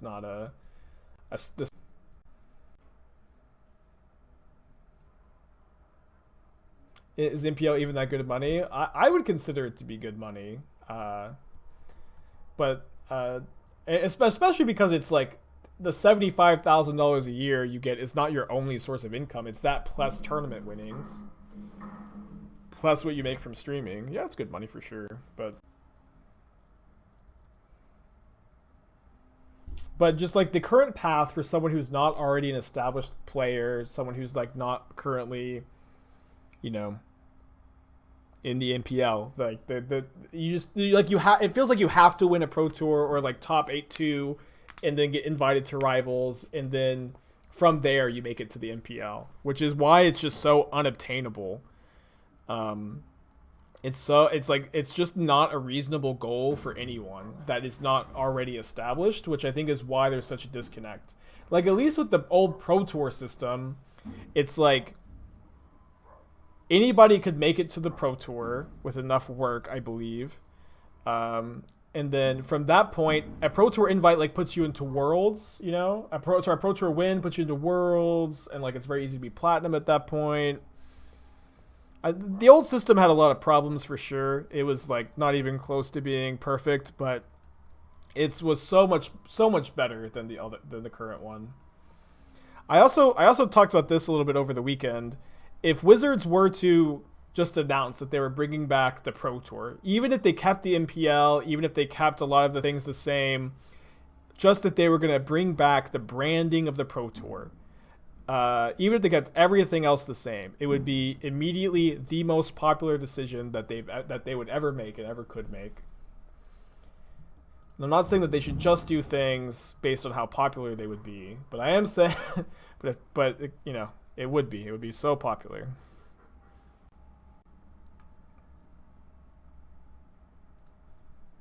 I don't think I'm supposed to Tails in the Strand. They could just go like counter back into Jace and we lose. Yeah, it was just so weird that when Wizards is like trying to become an esport, it feels like they played into all of their weaknesses with their like branding and marketing and like, you know, decisions.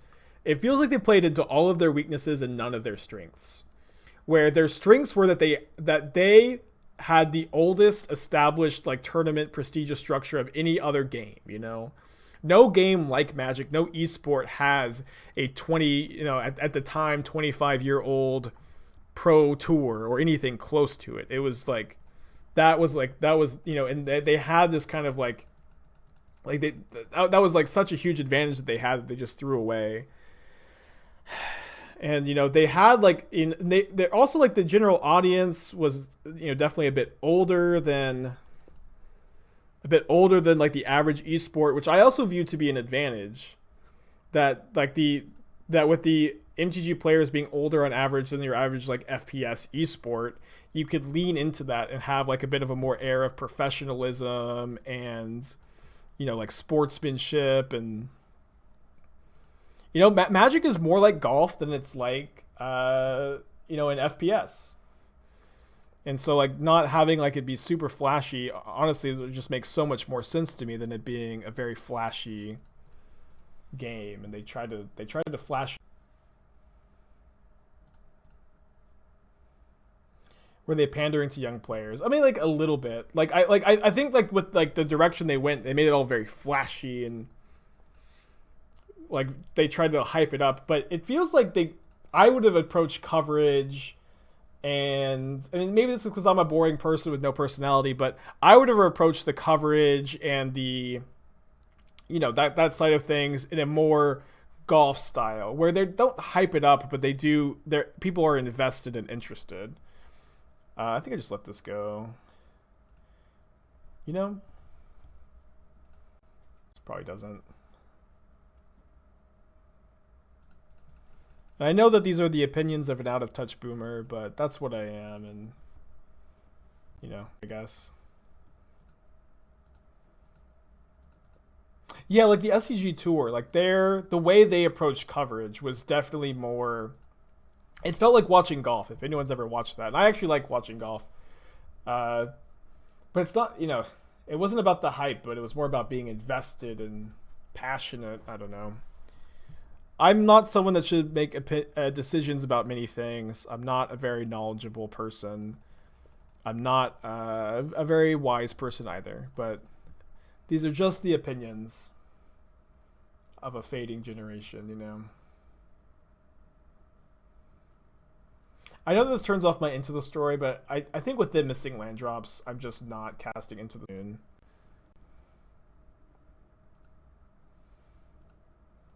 Especially if they miss another land drop, they either have to cast a spell or go to discard. Snap Kaya's Guile.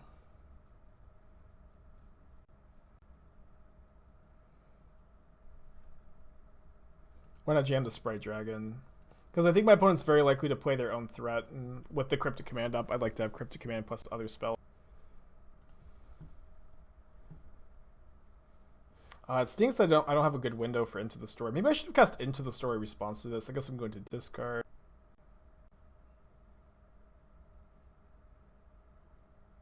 I'm just letting this go. This could be wrong. But if they don't do anything, I think I'm just bouncing Spirit Token, drawing EOT.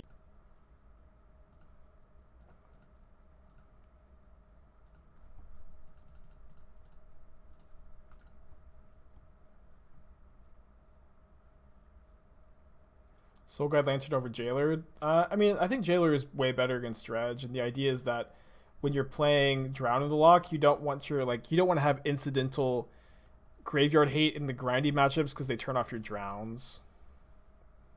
So now we can go Into the Story with 2 counter spells up. EOT if they play anything. It's pretty bad if they don't play anything, but has Hasbro improved Magic / WotC at all? I mean, yes. Like specifically, like I'm sure there's a lot of people in my chat who are loath to admit it, but a really good thing for Magic. Alright, so now I think I need to go Drown on Snapcaster, and then I can go Into the Story still with 2 counter spells up. I guess it would have been 3, or before I said 2, it would have been 3 because of the Force. I think this is fine.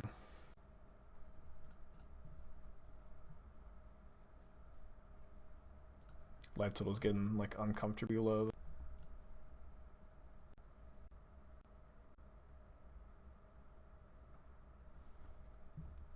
Cool.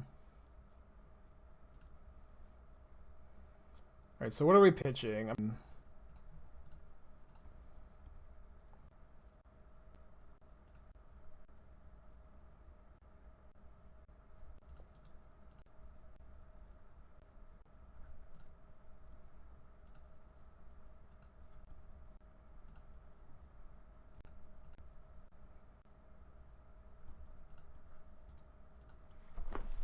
They force pitching Mana Leak. So with 2 Mana Leaks down, it's like pretty unlikely that they can play a Planeswalker with a protection spell up. It's not impossible. So that could...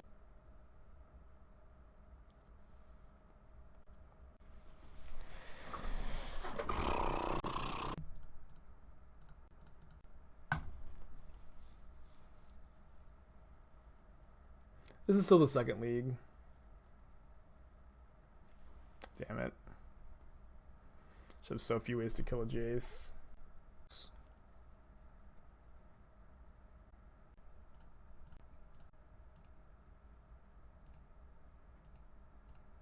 Because I was thinking they'd block because they didn't attack.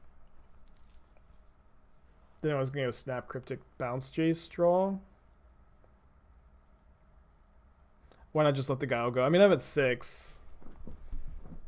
I don't have it, like, I mean, maybe Lurrus can get me there. But I think it's just good. Like, if they don't have exactly Jace, I don't know. That line. Oh, man. This is tough. I think I'm supposed to let them untap a Jace. Oh, this line like loses to any 2 counter spells. Yeah, never mind. I guess I could draw 2 here. I could draw 2. Yeah, then they've got to be like pretty limited on removal spells. Yeah, this worked out really well. Cool. It's been a really tough game. Notably, we can't get a basic here, but we do have 2 steam vents to get, I think. They're fetching before they brainstorm. I did have a really good weekend, Haunted. Thank you for checking in. I had a great weekend. I was planning on playing the showcase challenge, but then I forgot that I couldn't use play points. I used all my QPs on the PTQs. I should have used my play points on the PTQs. But whatever. But then I had a really relaxing weekend. It was really good.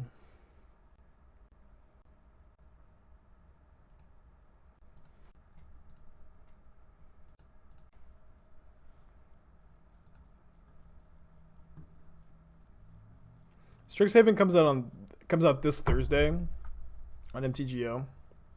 Did they already brainstorm? So that's why we're not doing donation deck Thursday. We're just doing we're skipping. Is a single Prismatic Vista much better than the Bloodstained Mire?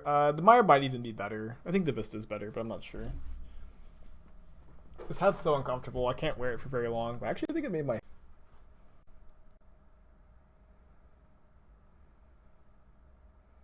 What are the day 1 brews? Tune in on Thursday and find out.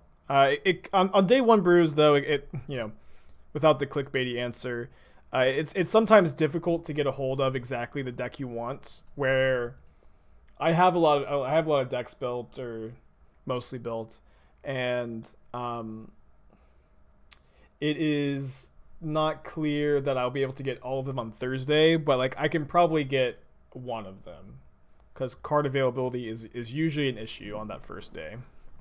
So tune in and find out is not actually so much of a clickbaity answer as much of it is, you know, tune in and find out, because I don't know yet. So Jace down, they're top decking. They choose to keep their Snapcaster in play. I'm not sure if I'm supposed to put Lurrus in my hand or try to draw Cryptic. Like, there's a Steam Vents here, but like, do I shock to try to draw Cryptic? I think no is the answer. I think my life total is just low enough that I'm just going to put Lurrus in the hand. Thank goodness they don't have a Creeping Tar Pit. It's so weird that this card availability of Province online platform. Yeah, I mean, the way they released the set is that they put them on treasure chest on Wednesday, and then they put them in. You can draft them on Thursday, and that's how. And then it enters the secondary economy on Thursday, but they're not. You can't just like buy the cards in the set from.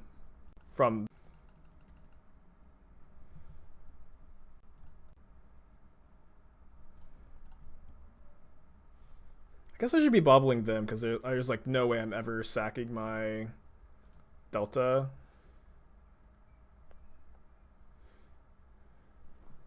Although I guess I should leave the one Snapcaster back in case their last card is Kaya's Guile. Although they maybe would have already cast it, but Kaya's Guile would give them a lethal and make me trade Lurrus for Snapcaster, which I don't really want to do. Should stock up on chests. Yeah, I guess that's true. Okay, no opening chests till Thursday. I should have been saving them earlier. But I probably will instinctively just open them, because that's what I'm in the habit of doing. So maybe yell at me. Don't open the chests. If you open a treasure chest you earned today on Wednesday, can you open Strixhaven cards? Yes, you can. The card in the chest isn't decided until you open it.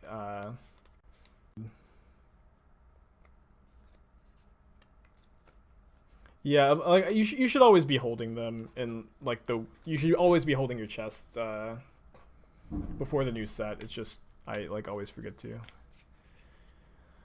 This is Cryptic Command. Tap draw. Wow.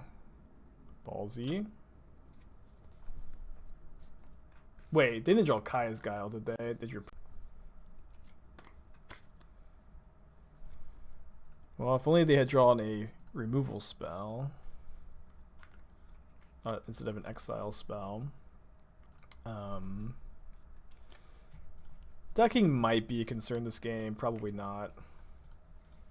Oh wait, did I have Clean to Dust still in my deck? No, I don't. Okay, yeah, it's good to scour them. All right, going down to 1. Pretty.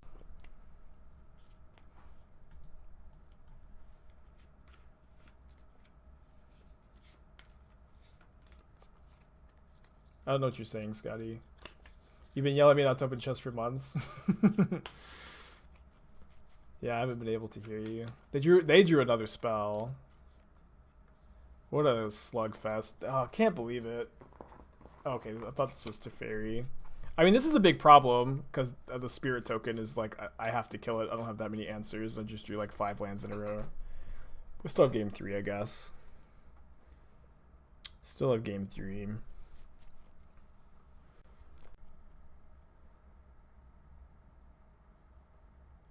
Maybe play is better because they did bring in Teferi. Nah, I'm going to choose to draw still.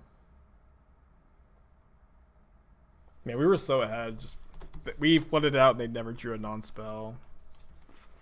They drew like they cryptic tap drew into the purge. Even if they had drawn, man, I guess we didn't draw. We drew the hands. Why no cling? We have a cling. Does Jailer turn off Snapcaster? No. Jailer is really good. I think Jailer is really underplayed in Modern, honestly. Put back Force on the mulligan. Yeah, mostly like I think play draw doesn't matter a ton, but when you mulligan on the play, it's really bad for you. So that's like one of the biggest reasons why I like to draw against Esper. We're drawing Thoughtseize. Yeah, I think we could draw Thoughtseize. Would Palace Jailer make D&T and Humans tier 1? Maybe. The card's really good.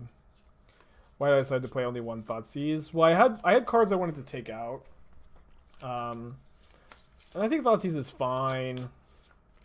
But I don't think it's better than like any other card in my deck at the moment. But I think it's better than like the removal spells, so just wanted the first one.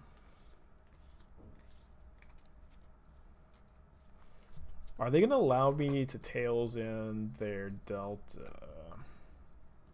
I will. But only if they crack EOT. Yeah, there's no way the Esper deck can play the White Castle. It's just too tough on the mana. Do you use Thought Scour in this deck mostly on myself? Mostly on my opponent. We're a Drowned and the Loch into the Story deck. Sometimes on myself, though.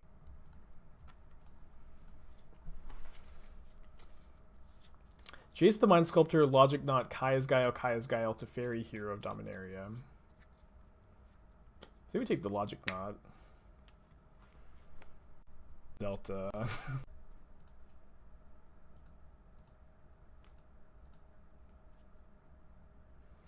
we talk to any reprints in Horizons? Are there official Horizon spoilers now, or is it still just all rumored?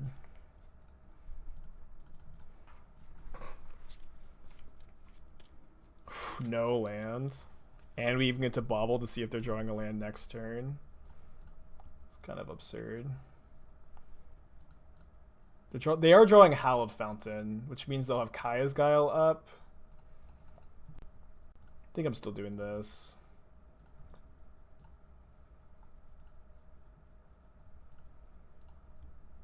They main phase Kaya's Guile XL my graveyard. It's bad for us, but it's not the end of the world. If they had missed another land, the game just kind of ends. The one unknown card could be Teferi as they fetched main phase, but... Right?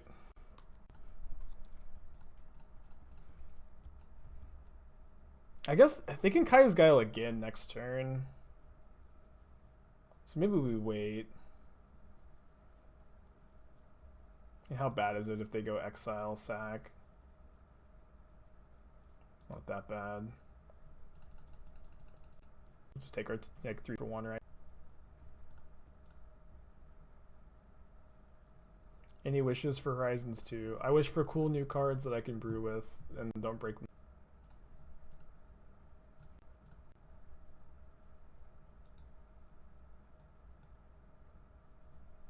They're drawing Mana Leaks. So they should main phase their Kaya's Guile. Force will force it.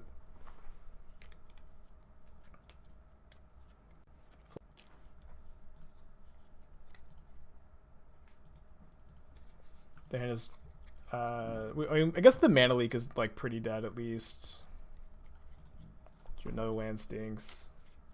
So then it's Teferi, Hero of Dominaria, Jace the Mind Sculptor, Mana Leak, 2 mystery cards. Looks like one of them is an opt, which I'll let go. Put a card on top, obviously land. We need to draw spells. I'm gonna Thought Scour myself. We did hit Unearth. We also milled over a Cryptic. Probably cycling under the Lurrus is exiled. I guess if they tap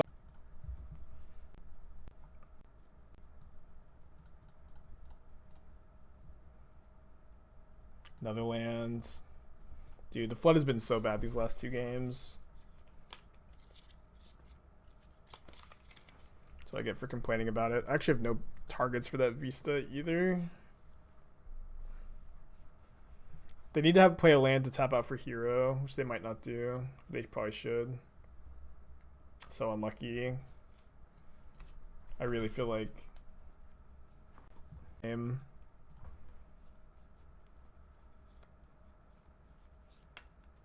game and last game, I think we got pretty unlucky. Right on time. Like put us in.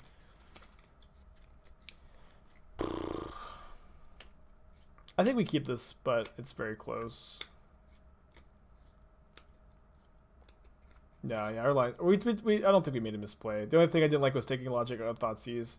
Well, what I liked about taking the Logic Knot was that if they went end of turn fetch, my Tail's End. You never were supposed to take Teferi or Jace there. You were never supposed to take Teferi Jace there. It was either the second Kaya's Guile or the Logic Knot, and I think we made the right call. Especially because Logic Knot is specifically really good against us with Drowned Catacomb and Into the Story.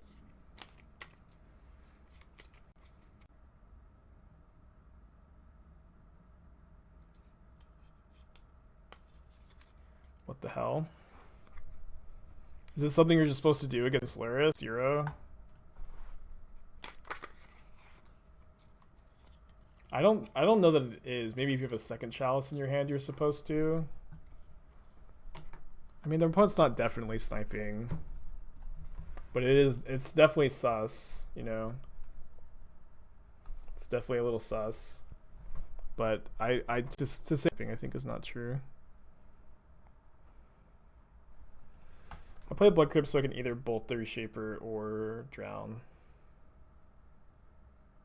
Why is it never Jace or Teferi? Our hand had a cheap counterspell for Jace or Teferi, so whenever they tap out for Jace or Teferi, we get a cheap counterspell, and our deck is also they're stumbling on lands. We have Tails in for their fetch land. Our deck is just non-stop answers for Jace and Teferi. We drew none of them. But it's definitely Logic Knot. Logic Knot is so good against Grixis, by the way. Like it's hard to overstate how much it's definitely Logic Knot, because Logic Knot turns off the Drown and the Loch in our hand.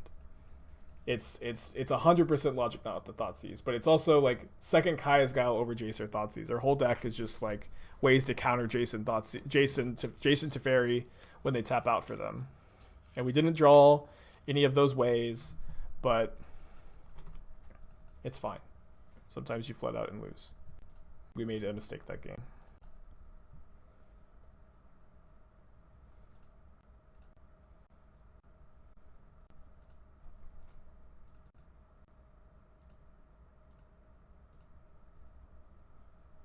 Yeah, I think the Chalice on 0 is fine. I don't think they're definitely like. I think to accuse your opponent of sniping when they make.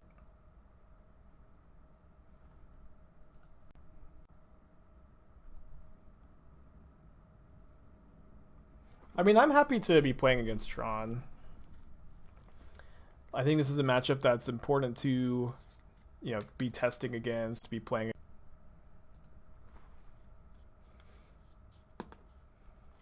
I'm from the alternate timeline where I took the Jace. Turns out you still just drew too many lands. Thank you for reporting back from the alternate timeline. Power plant, pretty good draw here, huh? Power plant, pretty good. But we can drown Ballista. I would maybe rather... we have to take 4 to drown it, but we can drown it. Yikes. But this does turn on into the...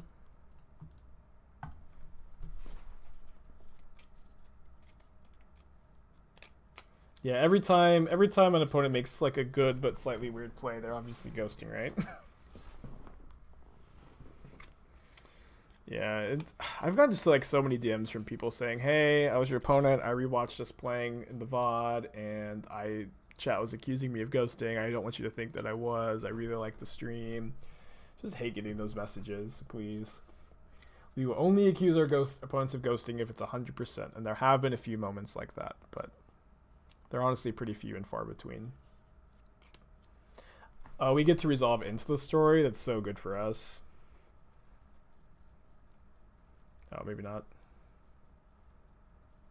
Are we still supposed to enter the story here? I think we are. I don't think Thoughtseize is that scary, but... Well, it's a lot of lands.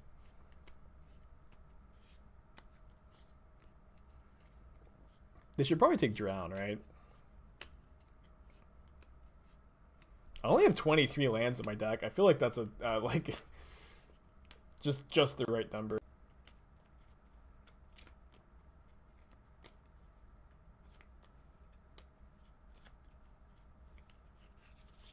Anyway, my opponent knows every card in my hand. They must be ghosting. Maybe a bit greedy. We have a lot of answers to Thoughtseize. We could also draw Sprite Dragon and play Sprite Dragon double Bauble, draw 2. Or sorry, not draw 2, but make the put 2 counters on the dragon. Although I guess we know one of the...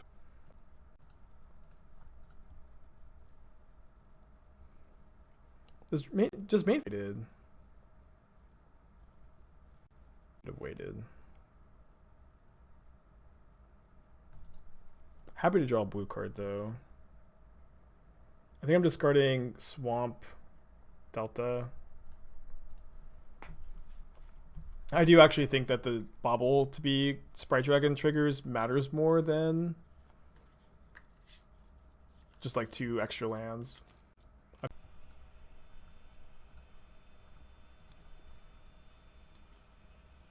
Who's the best, meaning and most successful modern deck brewer?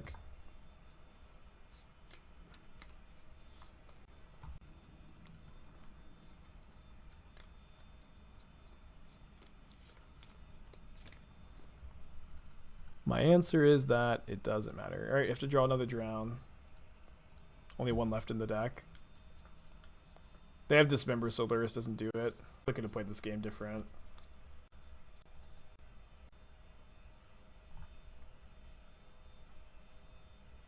I say this as someone whose full-time job it is who's the best. Which is maybe a bad opinion for me to have. A bad take, but it is the take I have. You know what, we like last game, like just not having a second answer to Chalice, or like just having Kolaghan's command is out the Chalice besides countering it felt not great, so I'm gonna play the first explosives over the first bolts.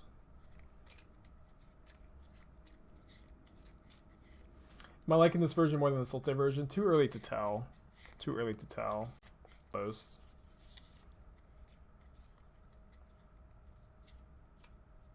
I've liked this deck so far. How often will you use E for Chalice on 0? You know what? We can actually kill... Yeah, with filter lands, we can kill Chalice on 0 by tapping a filter land. It's kind of funny.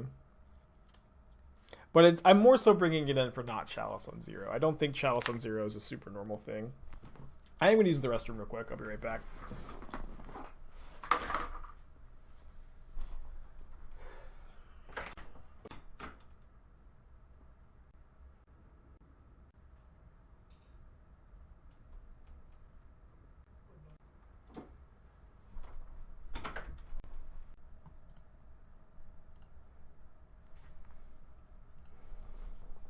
Get to play around Chalice on 0. Yeah, so if you play Chalice on one by tapping a colorless mana, it enters with 0 counters to blow up their Chalice of the Void. I guess I've got Thought Scour in my deck that I could cast, so I'm going to target myself. I see that there's a Polluted Delta on top, which I'm not very interested in drawing, so I'm just going to get a basic island here.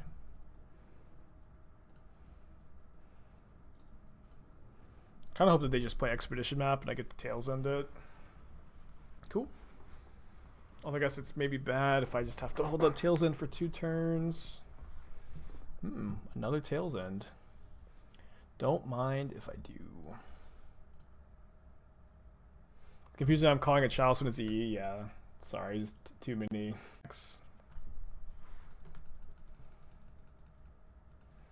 All right, in before they.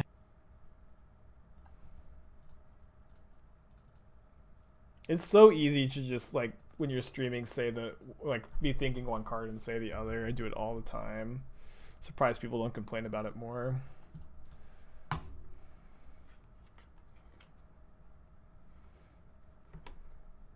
In before Urza's Tower anyways. Cool, we got in there before, but please no Matter Reshaper. Never beating Reshaper here. Damn it.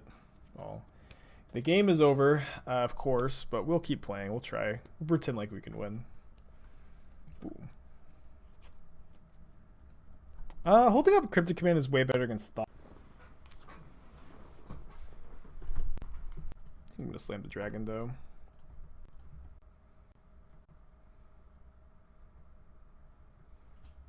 Yes, please complain more.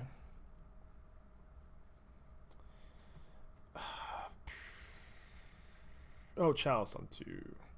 I mean, Chalice on 2 is really good here, but I think we can get around it.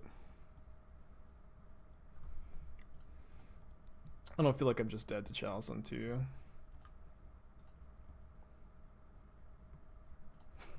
Although maybe I should. Maybe I feel a little too confident. Have I ever actually scooped the Matter Reshaper bit? I did scoop to Matter Reshaper.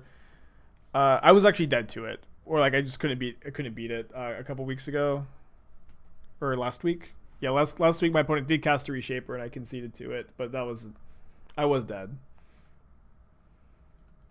Why has every game been Tron? Only like 2 or 3 matches today have been Tron, which is a lot, but hasn't been.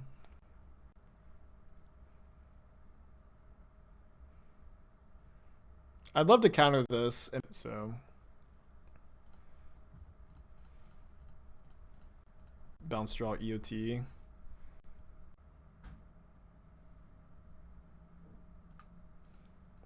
Why would they do that now? Don't think it really matters.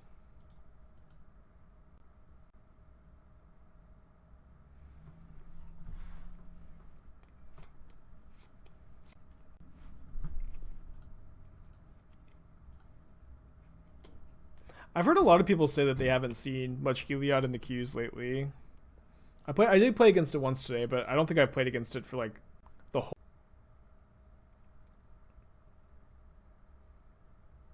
Is this Chalice on 3? I'm still countering it with Snap Cryptic, but kind of surprised here. Yeah, my opponent is not ghosting chat.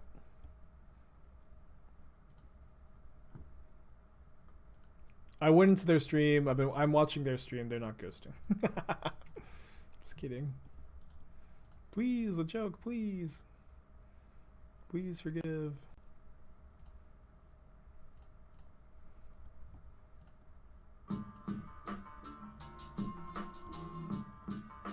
Into the story on top. Sadly, I think I'm passing on into the story. Oh, I can't even put Lurrus into my hand, actually, because then they get to tech edge me off of 2 mana.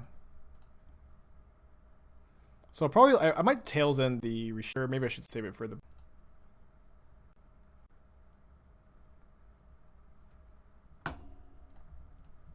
I've decided to save it for the Blast Zone.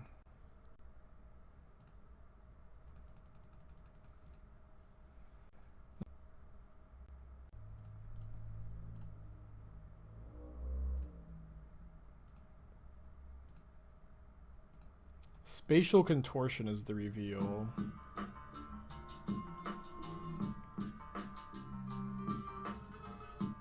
I think I'm gonna Drowned Contortion. Oh, thank you for your second month in a row. Appreciate you.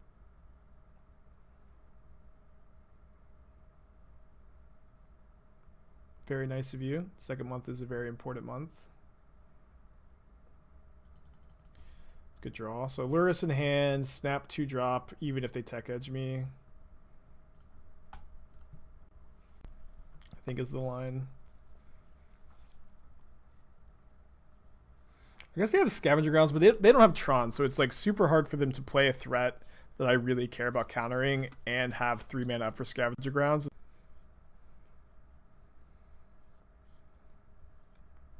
Oh, thank you. I don't know why. I just have a...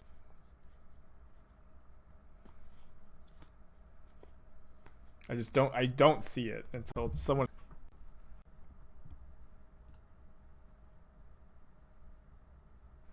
So I guess...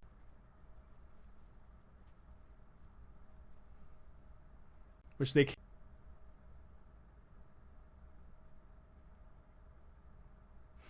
No, I'm still reeling from the Lost Follower. My feelings are still hurt, which is, of course, the goal of telling someone you're on follow.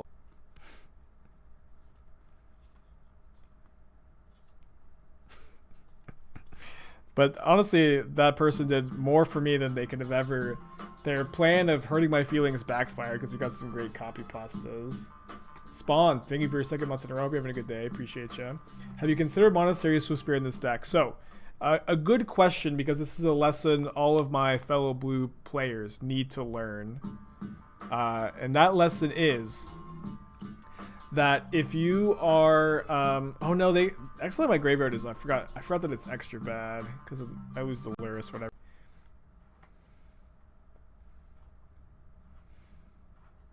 Maybe it's not. Maybe I'm supposed to... Maybe I'm not supposed to do this. Maybe I'm supposed to, like... Just let them cast something into the Snapcaster. Yeah, this is probably bad. But yeah, they gave us good copy pastas. What was I saying? Yeah, I made a mistake here. Mono something. Thank you for your subscription. I can't read your username, but I appreciate you, buddy. Oh, Swift Spear, thank you. So, lesson that all of my fellow blue players need to learn is that there are 2 types of threats in these decks. There are threats that play good with counter spells, and there are threats that play good with spells that you cast on your turn.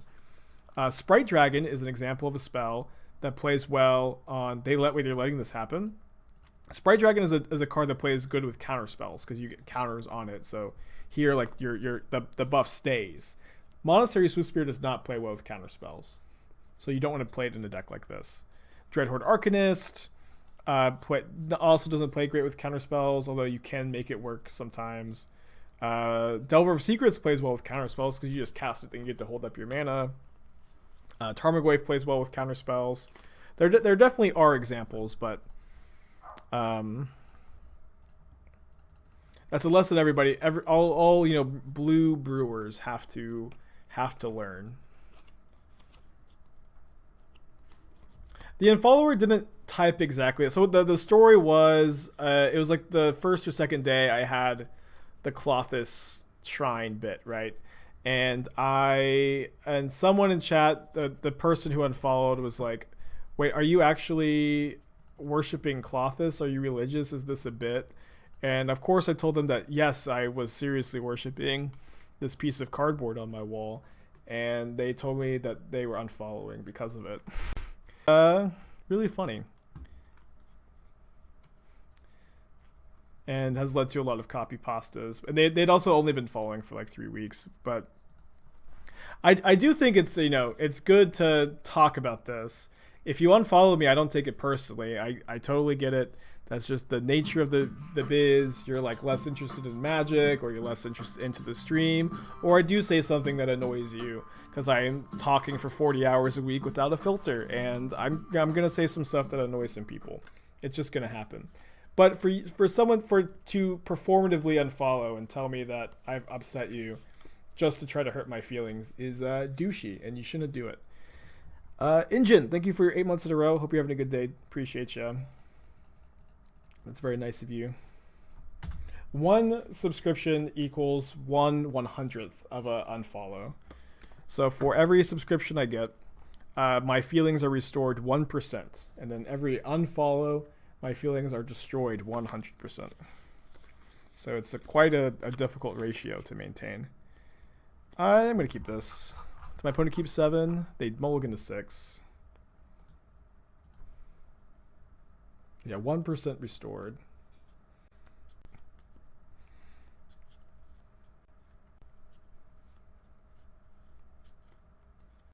Gosh, I must be miserable. Yeah, when my opponent casts Chalice on 0 in game 1, and I do have a Bauble in my hand, everyone in chat accuses them of ghosting. But then in game 3, they just obviously aren't. When I say everyone in chat, it's also hyperbolic, unfollowed.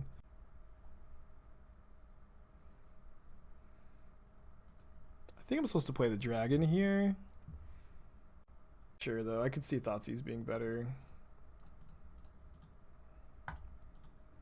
Whoops.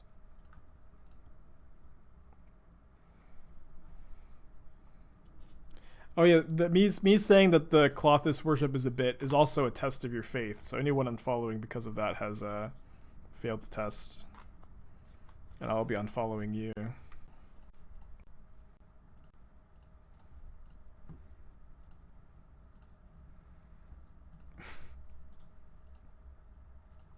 Man, opponents played around Thoughtseize pretty well, I guess. Oh, this is the redundant Tron piece. Yeah, their hand's not great. I guess I would choose for if I had the choice between them having this hand and a random hand, I guess.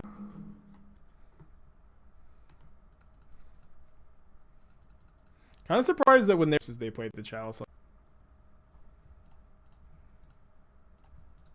I'm not even sure we're supposed to force. I think we are.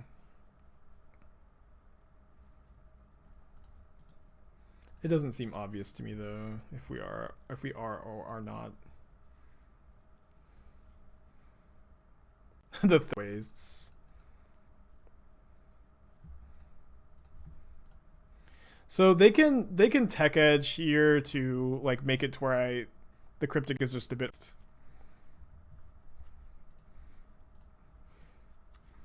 So I think I just wanted to cycle the cryptic there, especially with the counter on the skin, yada yada. Ooh, Blast Zone.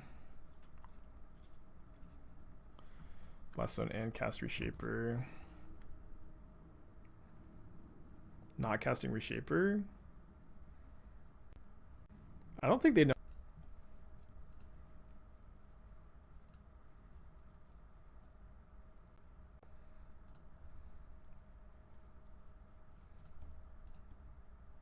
Should be game. Can I elaborate on my thoughts about this for Sultai? I can't, honestly. I'm still figuring it out. I don't know. There are pros and cons to both. Sprite Dragon is better than Tarmogoyf. Lightning Bolt and Kolaghan's Command are really nice, but you have better mana in Sultai, and then you have Ice Fang, which is really good. I'm not really worried about losing Goyf. Mystic Repeal is also like a pretty good sideboard card. Okay, we're not opening chests. We're saving them for Wednesday. 4-1, losing just like a really close match. I'm gonna run it back. But still just a bit too early to say.